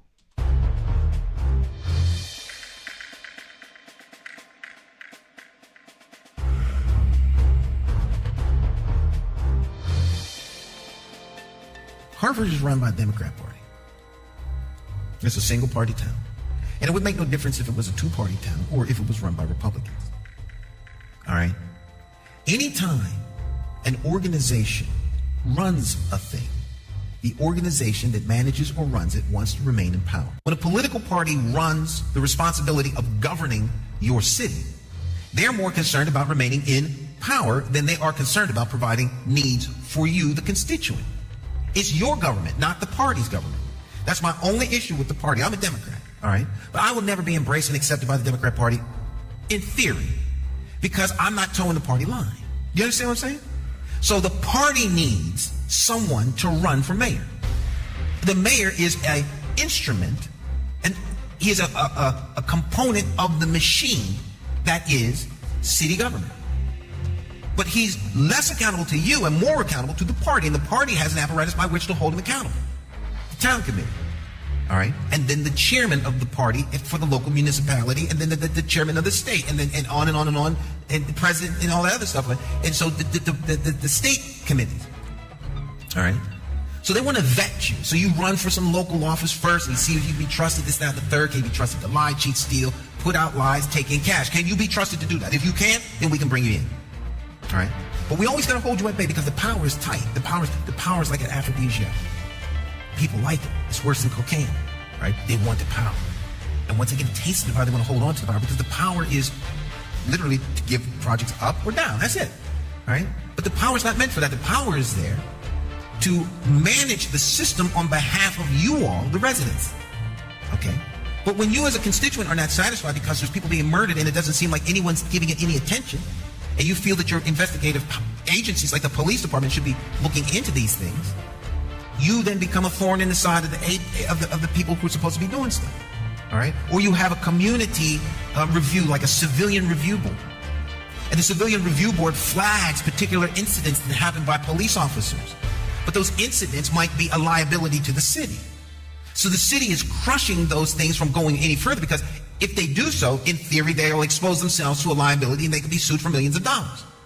So they never sees the light of day. So you, the constituent, who's supposed to be in charge of all of this, are kept in the dark. There's no transparency because they don't want you to know what's going on with your government because it is a threat to their power. So if you want any of that to change, you need to elect somebody who you can hold accountable, as opposed to the party installing someone who is beholden and accountable to them. This is not rocket science. Very simple. Very, very simple. Very simple. Don't let anyone tell you that you don't have the capacity to hold accountable your elected officials. They want you to think that way because then you accept the fact that you don't have accountability over it. But you didn't put them there. The party put them there. Understand? The party put them in office, not you. You think your votes put them there, but it didn't. It only takes 35 votes to get into the office of mayor. That's the town committee. If those 35 people come out and vote for them, they're in. They don't need you to come out. All right? So you have the illusion of choice, the illusion of a modicum of control that you think you have, that you find that the rude awakening comes 3 weeks after they get in office. You get the old royal shaft. Because you didn't put them there. You understand? If you put them there, they would be beholden to you. If you put them there. As an elected representative of the people, you are beholden to the people, not the party. And that's why Hartford is in the shape it's in. Because your elected officials are beholden to the party.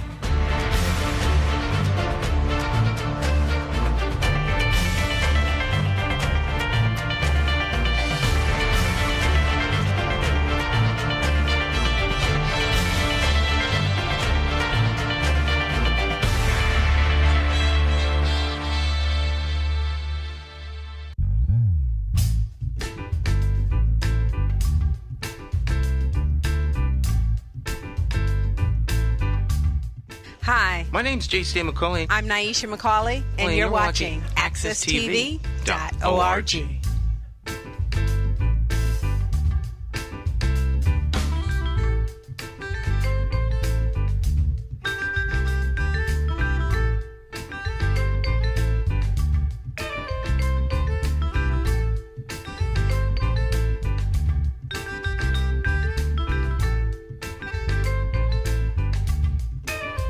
Oh, yeah.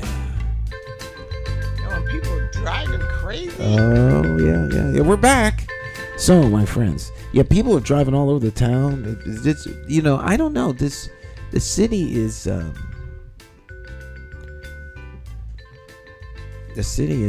not in a good state right now. It's not in a good state. It's most unfortunate. Most unfortunate. Plans for the weekend? Oh, I don't know what I'm going to do this weekend. I would like to rest, but I think I'm not going to have that chance. I'm sure there's something. Oh, wait, what am I talking about? I'm sure there's something. The parade is tomorrow. I'm thinking to myself, where there's got to be some event I could go to. Really? The West Indian parade is tomorrow. We're in the parade. What am I talking about? We're in the parade. God, Linda asked me about the parade. Yeah. We're in the parade. I don't know. I probably won't get there. Oh yeah, we'll be in the parade. Yeah, that'll be fun. Sister Nunez says her refrigerator's empty. She's gonna go get herself a fish sandwich. And she said soup. Soup is not filling. That soup you're talking about is just water. You're right. It is not filling. It's like adding a tea bag to the water. And you suffer. You suffer when you eat like that. I don't think anyone should really eat like that. You do bouillon? You remember bouillon? You drop a cube chicken. You drop the cube in there. Or Lipton. Is it Lipton instant soup? No. What is the soup that the powder? That's Lipton. Yeah, and the Spanish one, I got a big jar of powdered bouillon, and I use that. Powdered chicken. Yeah, it's chicken. Vegetable. I try to get vegetable powder, but I didn't see any. But it's still it's not filling, and I think it makes you feel sick. I feel not well. It's because there's water in your stomach and not food. I don't feel well. I'm not gonna do it I'm not gonna. When I see him next week, I'm gonna say, no more of that. I didn't feel good at all doing that. So we'll see. I'm not gonna. And I want you to lose at least 2 pounds. I said, it's somebody yesterday. I went to somebody. Oh, Cleo, you look so great. You look this and you look that. And I'm saying, in my head, my doctor says I'm too fat. Need to lose 2 pounds. 2 pounds. I want to lose 20 pounds. So I said, all right, I'll do that. But I want to be healthy. So I listen to the doctor. I want to be healthy, even though I kid. But I can't always do it his way. I gotta find a way to lose the weight. I'm tired of the word diet. I've been using that for 70 years, and I'm still not. So. But when I look in the mirror, I said, "All right, you look all right to me." I said, "You look all right to me. What the heck?" Well, a lot as of long people as who look a lot worse than me. If you look good to yourself, then that's really all that matters. That's right. Because you're the one that has to be satisfied. Right, and I look in the mirror and I look good. I say, "Oh, Willie, how I look?" You look okay. You look okay. That's what he always says. So I don't mind the way I look. I had to get used to me accepting me for a long time, to accept me and not bodies like what's her name? Oh, J-Lo? Yeah. Well, J-Lo is like, I want to say J-Lo's like 40 something, 50 something. J-Lo is not as young as people may think. As I recall. Well, we'll find out. Ask the artificial intelligence. Alexa, how old is J-Lo? Jennifer Lopez is 54 years old. Well, I was going to say she's 50 something. But she has a flat stomach.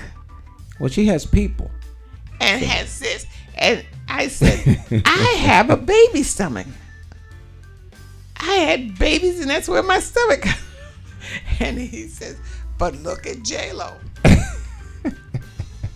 I'm old enough to be J-Lo's mama. I shouldn't have to. She's the same age as my son, for Pete's sake. There you go. So what? I gave my stomach to you, son. Yes. Yeah. So I don't need to. I don't feel a need to do that anymore.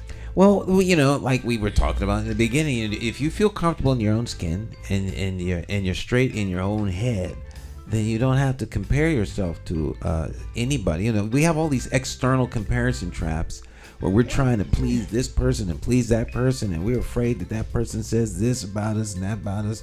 You know, I guess it's not a patented phrase because, of course, I'm not the only one that has said this, but, you know, someone said, well, you know, so-and-so says X, Y, and Z about you. And my response is always, well, that's not none of my business.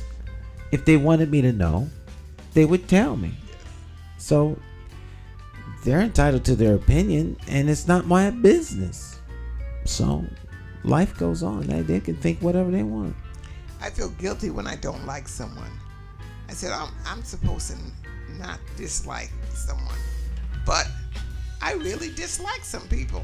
Mm-hmm. And some people are not likable. And I said, well, you know, I pray on it. I said, well, Lord, I just dislike this person, and I can't seem to like them. Mm-hmm. And I don't want to be involved with them or, you know, be around them because I don't like that person. Mm-hmm. And so there's one person I don't talk to, I don't go near. When she's in my presence, she's invisible. I just don't like that person. Well, there are a couple of non-people. I know what you feel. Yeah. But I mean, I You're not never hateful toward them. They're just. Yeah, I would never do anything to hurt her or anything. Mm-hmm. I'd help her if I could help her if she was in need. But I don't like her. You know. Right. I have. There are unlikable people. There's not necessarily people that I dislike. I can't think of anybody that I dislike. But there are people who in the Stan lexicon, in the Stan world, are non-people. They just don't exist. They are, you know, for me. Now, I'm sure they're relevant in all kinds of ways, but for me, they don't matter. What they think doesn't matter. What they say doesn't matter. They're non-folk. There's only about 5 or 6 of them that I'm aware of. That I know. 6 people. Well, actually, there's only one person that I just do not want to be in her presence. You're talking to your mic, Cleo. Don't want to be in her presence at all, ever again. And sometimes I feel like I should let it go, forgive. But I'm not wishing her bad, you know, wishing her any harm or anything. I just want her to just stay away from me. Just there's a line. There's a line, and when it's crossed, you can't walk backwards over it again. It's just done. Yeah. There's that's a great name for it, the done list. Yeah, the done list. There's a couple people on my done list. They if they were on fire, I would help them. But I could be in the room and they wouldn't phase me. Their presence wouldn't phase me, and I don't see them. I wouldn't do it, my sister. If there's somebody that she could be at a meeting, and there's one chair left, and it's next to a person that she really doesn't care about. She will pick up that chair and walk back and sit outside of the group. I would not do that. I would not do that. No, I mean, I could sit next to the person, but they wouldn't. It would be as though there was no one sitting there. No, she's not going to sit near him. She's going to sit outside the circle. And believe me, if you don't think you're going to be uncomfortable, she will make you uncomfortable. Her persona, her. Oh, she works it. Oh my God! But she says I do that. But I mean, if I do, I don't know it. But I say, Ines, stop. Oh yeah.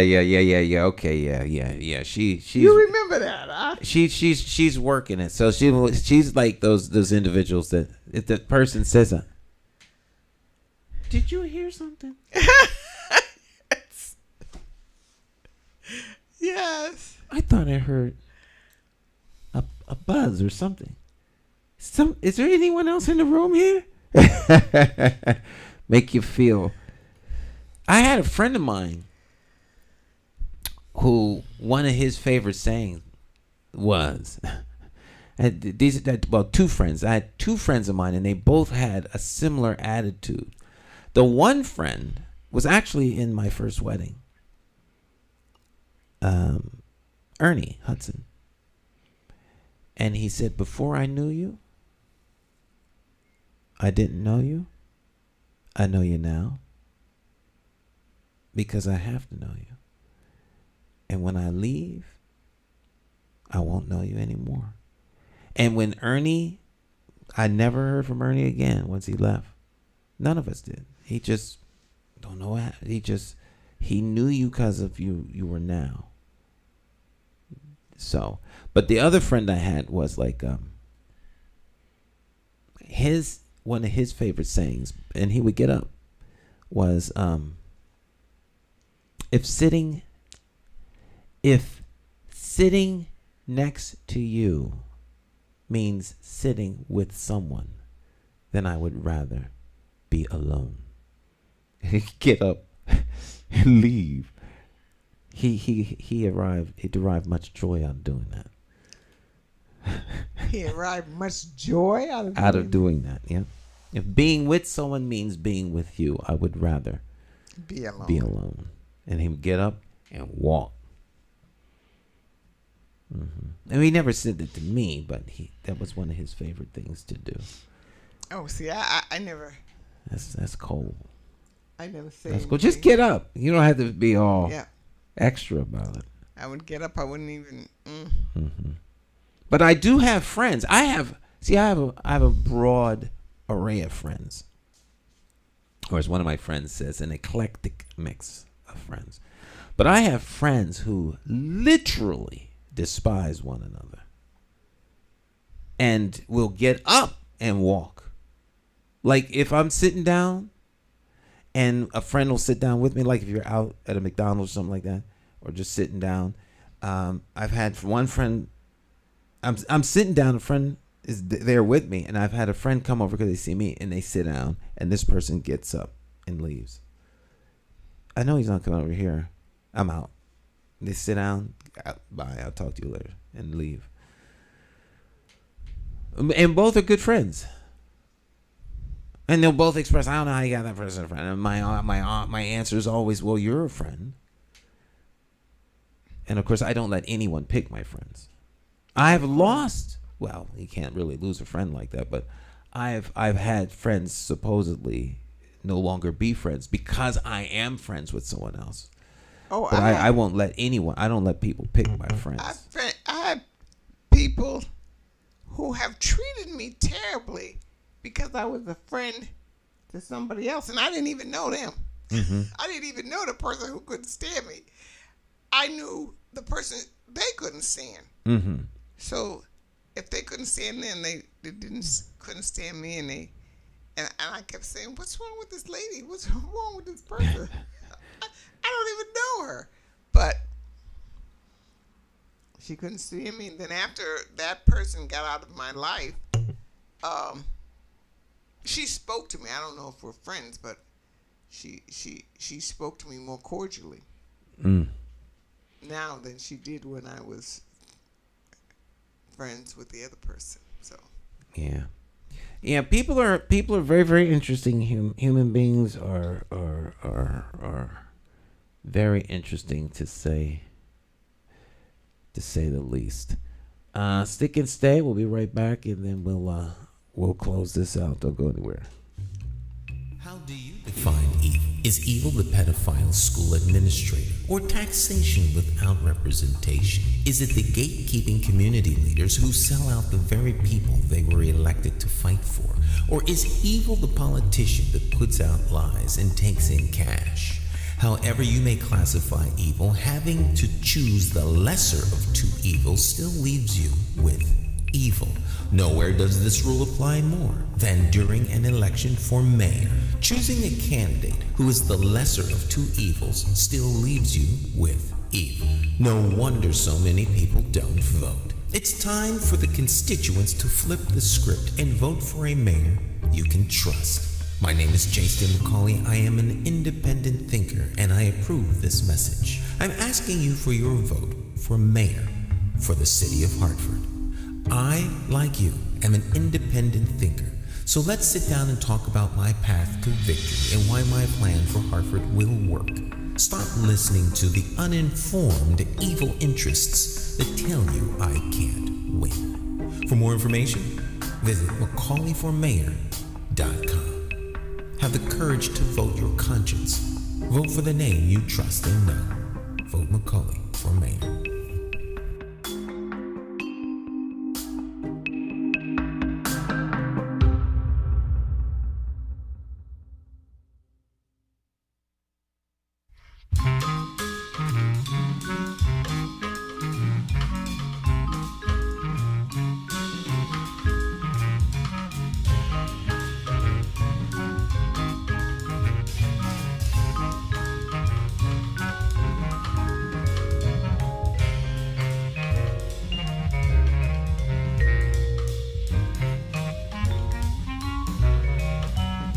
You think he really wants Oh, it? yeah. We're live. So, welcome back. There we go. Okay. This is such a happy song. Yeah, so last night there was a healthcare forum or a Charter Oak Health Center. Mm-hmm. And it was pretty good. It was like 90 minutes. It was good. Included a tour of the facility. The forum part was 90 minutes, but there was a tour as well. And where was it? This was at the Charter Oak Health Center. Oh, Charter Oak. Oh. Uh-huh. And it was good discussion. It was good discussion. Yeah. I thought the questions could be a little bit more pointed. But to me, the questions require one-on-one discussion with the person who really wanted to know. But it facilitated a good conversation, kind of open-ended. It was all right. It was nice. Well, if you want certain questions asked, you need to plant the people in the audience so they'll ask them. Mm-hmm. Right? Well, they sent the questions out to everybody in advance. And then the audience had questions too. The audience did have questions. But did they have the kind of questions you wanted to answer?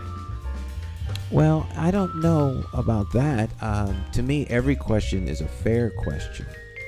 I don't believe that the candidate has the option of saying that to be dismissive of a constituent's question, to me, is inappropriate. Not to be dismissive, but like you said, they could have been more pointed. I think they could have been more pointed because it's hard to answer a question it's hard to give a substantive question to it's hard to give a substantive answer to a question that is nebulous. Like, what is your vision for fixing health disparities? Well, I mean, so that's wide open. That's a wide open question, and it requires you to ask a series of questions to drill down to what's the best answer. Because it's presumptuous of me, not being a health professional, to talk about those solutions, even if I think I'm good. So if I was a doctor who dealt with that, then I would be qualified. But it would be like if I walked to somebody on the street and said, so do you have a vision for the flood control system? What do you know, like anything. So a vision has to be built. To me, a vision is a solution to a specific problem. So how do you fix it? So what is the disparity specifically that you're talking about? See, I would have to ask those questions. What are the resources necessary or available to attack that? And what do I need to acquire if that's not present? And you can't ask those kinds of questions in the debate. I mean, you can, but it's, but if the person has asked you a question like that, can't you say just what you just said? Mm-hmm. Narrowing it down and saying, this is what I think you're asking me, and I'll answer this, and if it's not, you can tell me, and just answer that question, and maybe that person can expand on that, and maybe they'll narrow their question down because you've formed somewhere where they can narrow it down or can ask you a question that is more specific. Well, if you're talking one-on-one, but on a panel discussion, no, not a panel discussion, in a forum where there are other candidates, it's a weird space because,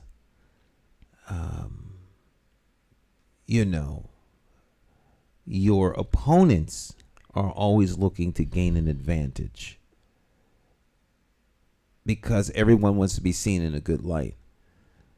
So if it was a one-on-one, I think, yeah. But in a room where everyone may have the same challenges interpreting the question that you're having, you give your opponent a marked advantage because they don't now have to ask that question.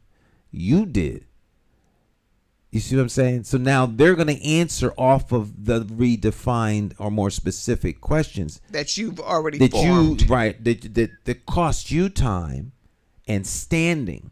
A lot of this goes on in people's minds. Folk don't talk about it or may not. The viewers may not understand. I wasn't thinking about the other. Well, you're right. Well, the candidate is thinking about the other candidates. Always. Because there are something, and that came out last night. There's a big gap in how we as individuals would handle these issues. This was probably the one forum where the candidates gave there was a marked difference in their answers, which I think is great because now you have a variety of people to choose from. They're not all the same, so Were you on that panel? Yeah, there was 5 of us. The appointed and anointed wasn't there. I won't say his name because you never say your opponent's name You never let those words come out of your mouth. But the candidate that received the nominee, the endorsed candidate was not present. He wasn't there. He was missing. Nobody knows where he was. Well, how? But the other three that were trying to get onto the petitioning their way onto the primary ballot were there, and then I was there along with Giselle Jacobs. Well, who were the other three? Eric LeBron, former state senator and former judge Eric Coleman was there. Current city councilman Nick LeBron, Senator John Fonfair. Oh, Fonfair, I forgot about him. Those are the three that are, submitted signatures to petition their way onto the primary ballot. I believe Giselle Jacobs are petitioning candidates in the November election. And Giselle wasn't up there. She was there. Oh, she was there. Oh, yes. She was there. And that was just the five of us. It was a nice event. It was a nice event. As far as events go, I'd say that one was probably, in terms of presentation and the whole nine, it was probably the best one. Yeah. Followed by the Hartford Foundation for Public Giving. Was this an important? This one was important. Was it? It was one that you should not miss. You miss events. You miss forums and debates at your own peril, in my opinion.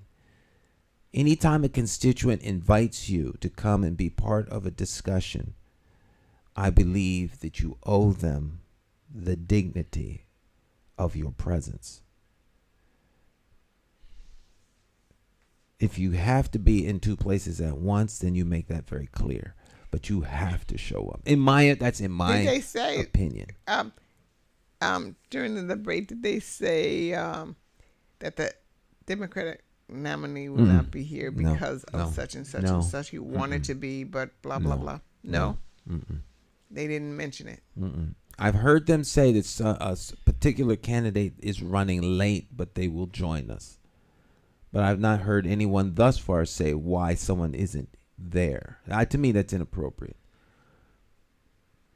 Well, I've heard that, senators can't be here because of such and such a business, blah, blah, blah. Oh, that's different. That's what I mean. An office holder not being there because of another commitment is understandable. But a candidate not being present at a debate or forum, to me, is unacceptable. And I've expressed that in the past as a constituent. Not when I was a candidate, but as a constituent, I've expressed that. To the chagrin of some and to the ire of others. That's just me. Mm-hmm. It's shameful. You applying for a job, you don't come to the interview? Someone got to walk me through that. I don't. Well, you Tiger Woods coming and you had an accident. We can understand why you didn't make it. But you somewhere else other than here. That means that something else is more important than us. That there's no other way to interpret that.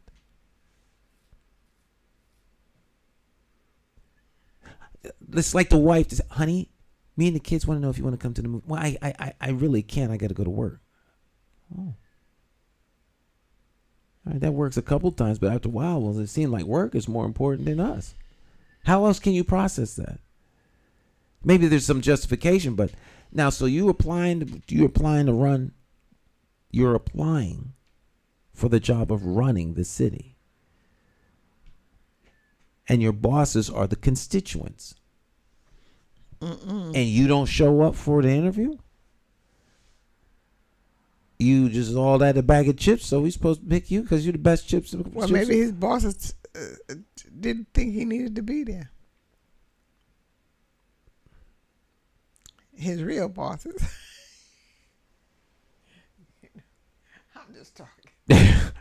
I'm just talking. I don't know what to say.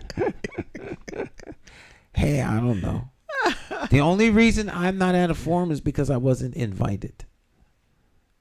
I can't bogart my way into the forum. Like, I will not be at many of the forums that are going to be limited to the members of the party for the primary. There will be forums that are only for the primary. So you're not going to be, you're not invited. So there's the Hartford Voter Coalition is having forums, which I will not be at because I'm not allowed to participate. Eric's got to go ahead, be ahead in all those forums. Well, there's a tactical reason for not coming to the forum. Why? Because the forum can give you an opportunity to fail as well as succeed. The time to do bad publicly is in a forum by not being able to answer the question or fumbling or saying the wrong thing or being just wrong, and now you look bad. So how you can, most times people come away looking better, but the opportunity to look bad is ever present. So if you don't have to go to a forum, it's nothing lost. You're just not there. But the constituents could be upset that you're not there. So I say in advance, I may not be at a forum because you weren't invited. I'm not invited. So other than that, I will be at any forum that anyone invites me to because I'm applying to work for you.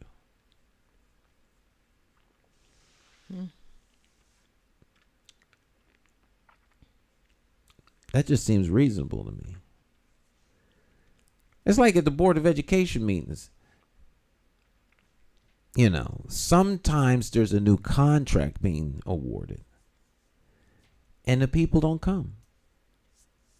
How you applying for? How you trying to get a contract to do a particular level of work for the system, and then that the decision is going to be made by the members of the approved, and then they're not there to answer questions. Sometimes they'll zoom in. To me, while zooming is there's nothing like actually being present when you asking someone to award you a contract or applying for a job. Are you going to come to the job application? For what? What other choice you have? Just hire me. I'm good. I don't need to. My references speak for themselves. What do you need to talk to me for? I mean, that's the kind of attitude that has. That's just me.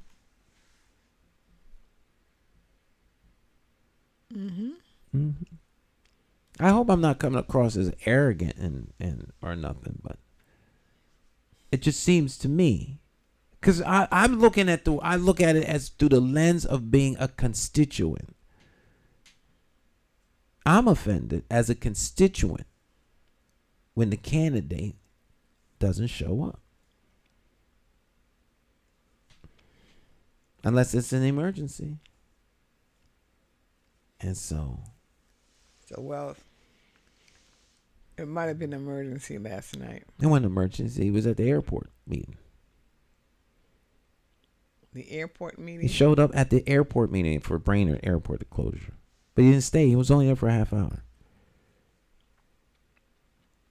He was there for the glad hand and the meet and greet, the glad hand. And then when the airport meeting started, he left.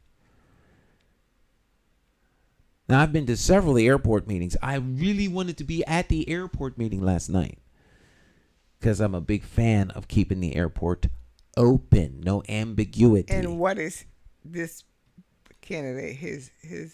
He wants to close it? He doesn't know yet. He's waiting for the report to come out. Oh, so he's playing it really safe. Right. Be seen there, but make no decision. Strategic ambiguity. I think that's what the Biden administration's calling it. I'm serious. Strategic ambiguity. He has an opinion. Who has an opinion? Who's that? He's just not telling you, right? Yeah. He's being very strategic, right? Of course he has an opinion. Right. I believe the airport should be used as an airport and it should remain open, and resources should be directed to make it a viable, thriving, robust operation that will just become a model for fixed base operations of its size. That's what I would do, but or champion. The current administration is championing closing the airport. They want to close it. Short-sighted. So that's a good question to ask during a debate. Well, that question was asked at the debate that Blue Hills Civic Association sponsored. Did all candidates answer? I was not a candidate at that time. I actually covered the meeting. And did most of the candidates for the open or for the close? That there was a mix. At some it was early on. There were a couple of candidates didn't realize that we had an airport and what it did. There were some who wanted it open, and then there was others who rejected the premise of the question. Who rejected the premise of the question? Rejected the premise of the question. All right. Unload that for me. They just reject the whole question altogether. I reject the premise of the question. And that's what you could say? He said that. I rejected the premise. I reject the premise of your question. That's what he said to the moderator, who was attorney Cynthia Jennings. So then they just went on to the next person? At that point, what else can you do?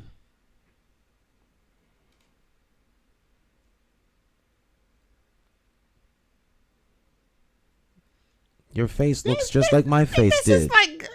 That's like standing on the fifth. Right. I was flabbergasted. I was stunned. I mean, that's, to me, that's telling a constituent, take a hike. Every question is worthy of due consideration. You walk through the question, maybe you get some more information about the nature of the question, but you don't reject the premise of the question. That's dismissive. Can I say who did that? Who did Who reject the premise of the question? Who said that? Who? That was candidate Arunan. Arulumbalum. It's on tape. You could go watch. You can watch it. It's on our network. No, and nobody objected to that answer.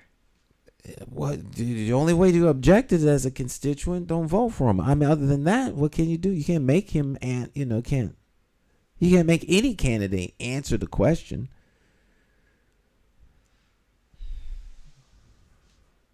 You see if there's a pattern of this kind of behavior throughout the whole campaign.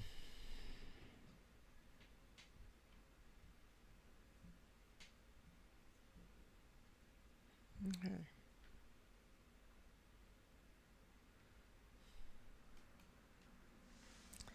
Oh, this is gonna be a campaign. It's scary. I'm telling you, it's scary.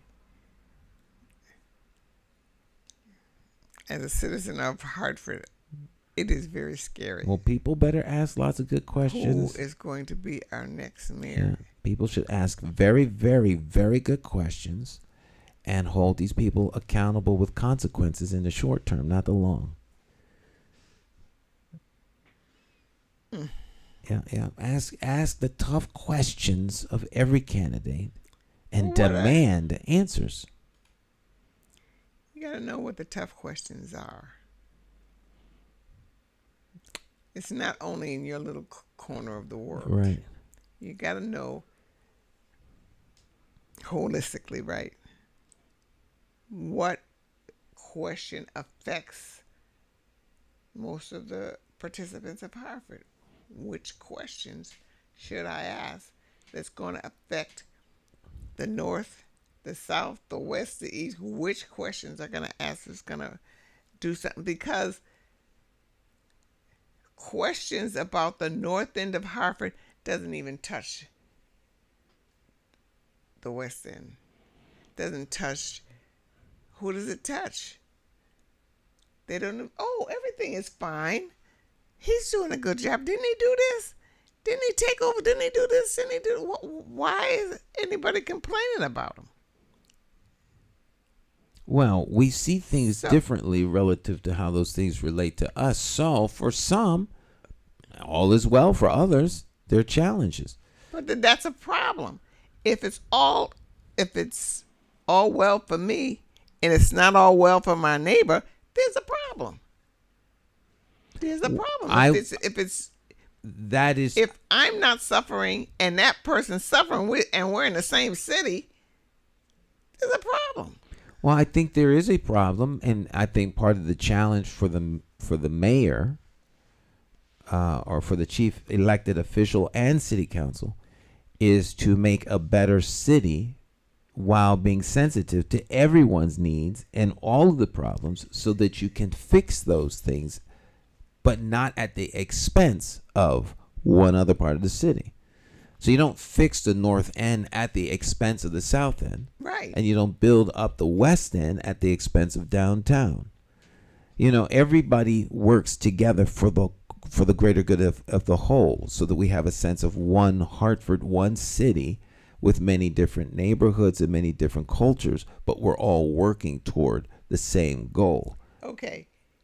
So I want to know who is the best mayor. Mm-hmm. I'm reading the paper, I'm doing this, but there's nothing that tells me when I look in the paper, I don't see everybody.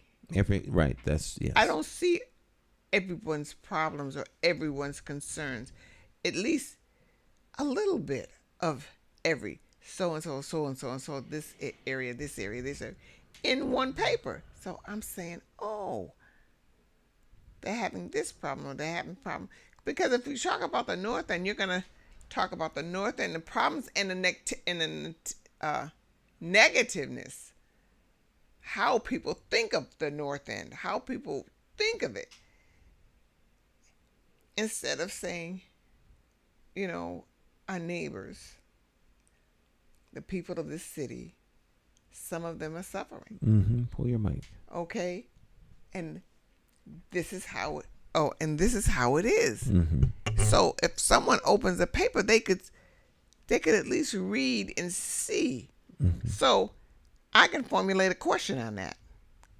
But if I don't see, I can't formulate the question. Well, this becomes how the press is so powerful, because the power of the press is less what they report and more what they choose not to report. So you can't come to conclusions based on information you don't have. You can only come to conclusions based on the information that you do have. So the newspaper is trying to give you what they believe currently is the most important voices that are going to influence change within the city. So they'll bring you the top 3, the top 4, top 5, while there may be 10 or 15 running. Or else what they'd wind up doing is the whole paper would be just covering those particular people. So I think there's a certain amount of responsibility on the constituent to be well informed. And the best way to do that, of course, is to attend a lot of these forums or call up the candidates individually and ask them these kinds of questions. All of the campaigns have contacts. You know, you can go to their headquarters, or you can call their campaigns, or you can, you know, have a coffee. Almost every candidate will sit down and have coffee with you. That's one nice thing about a town like Hartford. It's small enough that you can actually go and sit down and have coffee with a candidate. But you have to have that data and that information.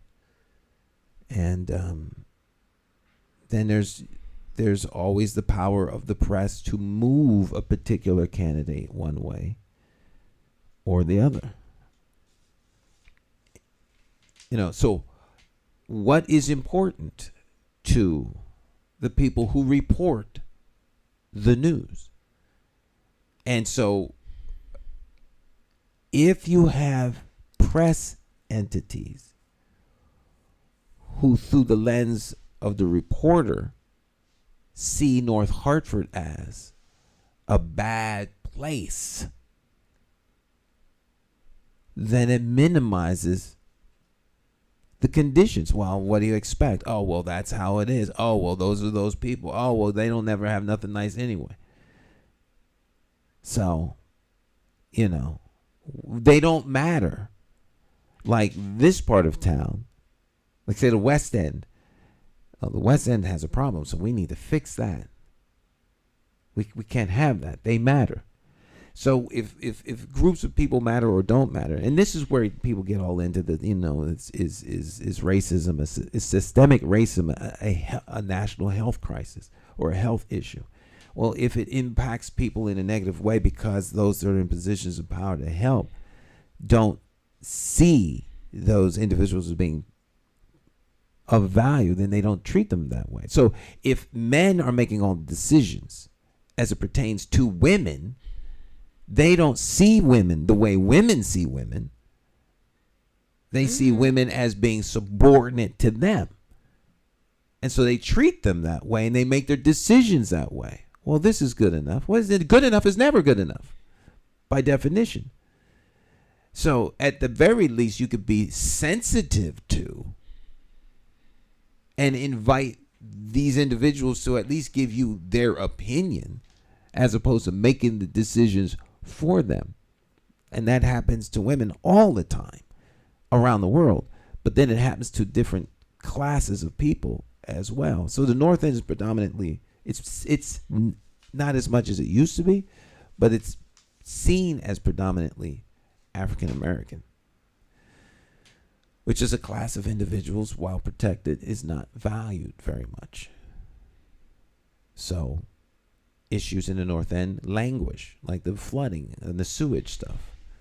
Now, if that was in Greenwich, it wouldn't be no sewage problem backing up in Greenwich. Ain't gonna happen. You need to tear up every street and put a new street down. That's what we do. We have sewage backing up in people's mansions. It's just not gonna happen. It's unthinkable. If it's happening where people who don't have money are, well, they glad they have a toilet. What are they talking about? Why are they complaining? It's just a matter of how people process stuff.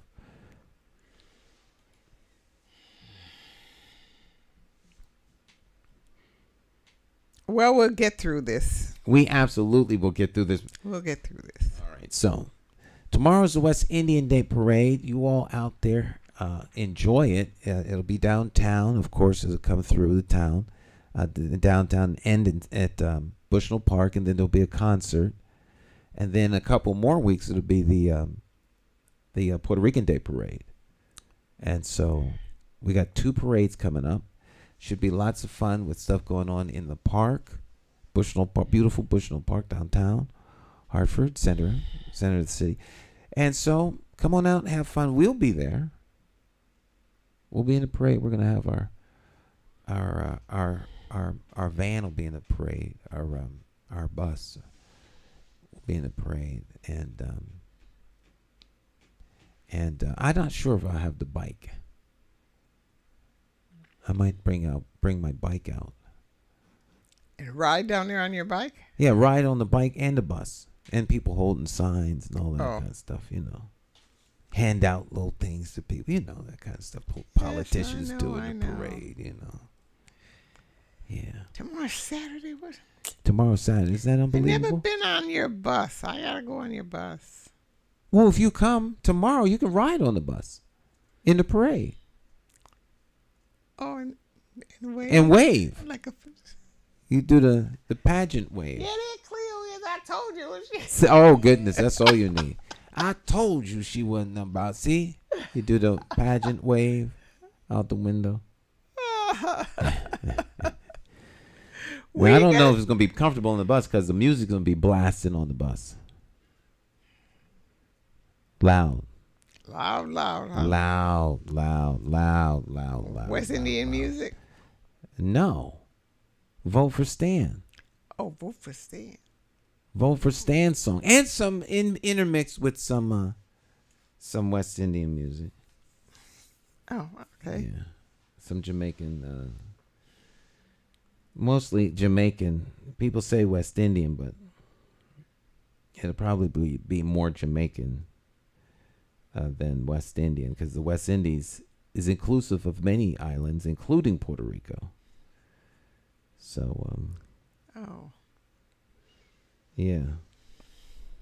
I think I'm going to ask Brother Marcus to play the album. I'm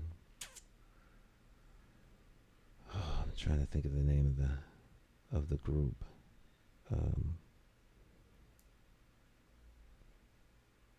I'm looking up the group because the name escapes me.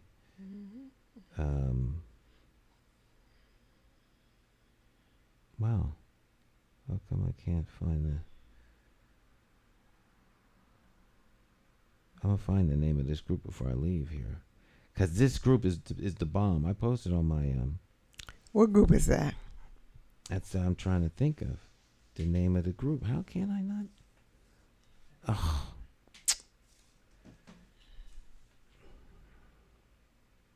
I can't think of the name of it. I can't think. I'm not even trying. Because I'm tempted to play it. And if I do, then it'll make the whole show something that I can't. They'll sanction me for playing the music that I don't have rights to play. YouTube doesn't play, and neither does Facebook.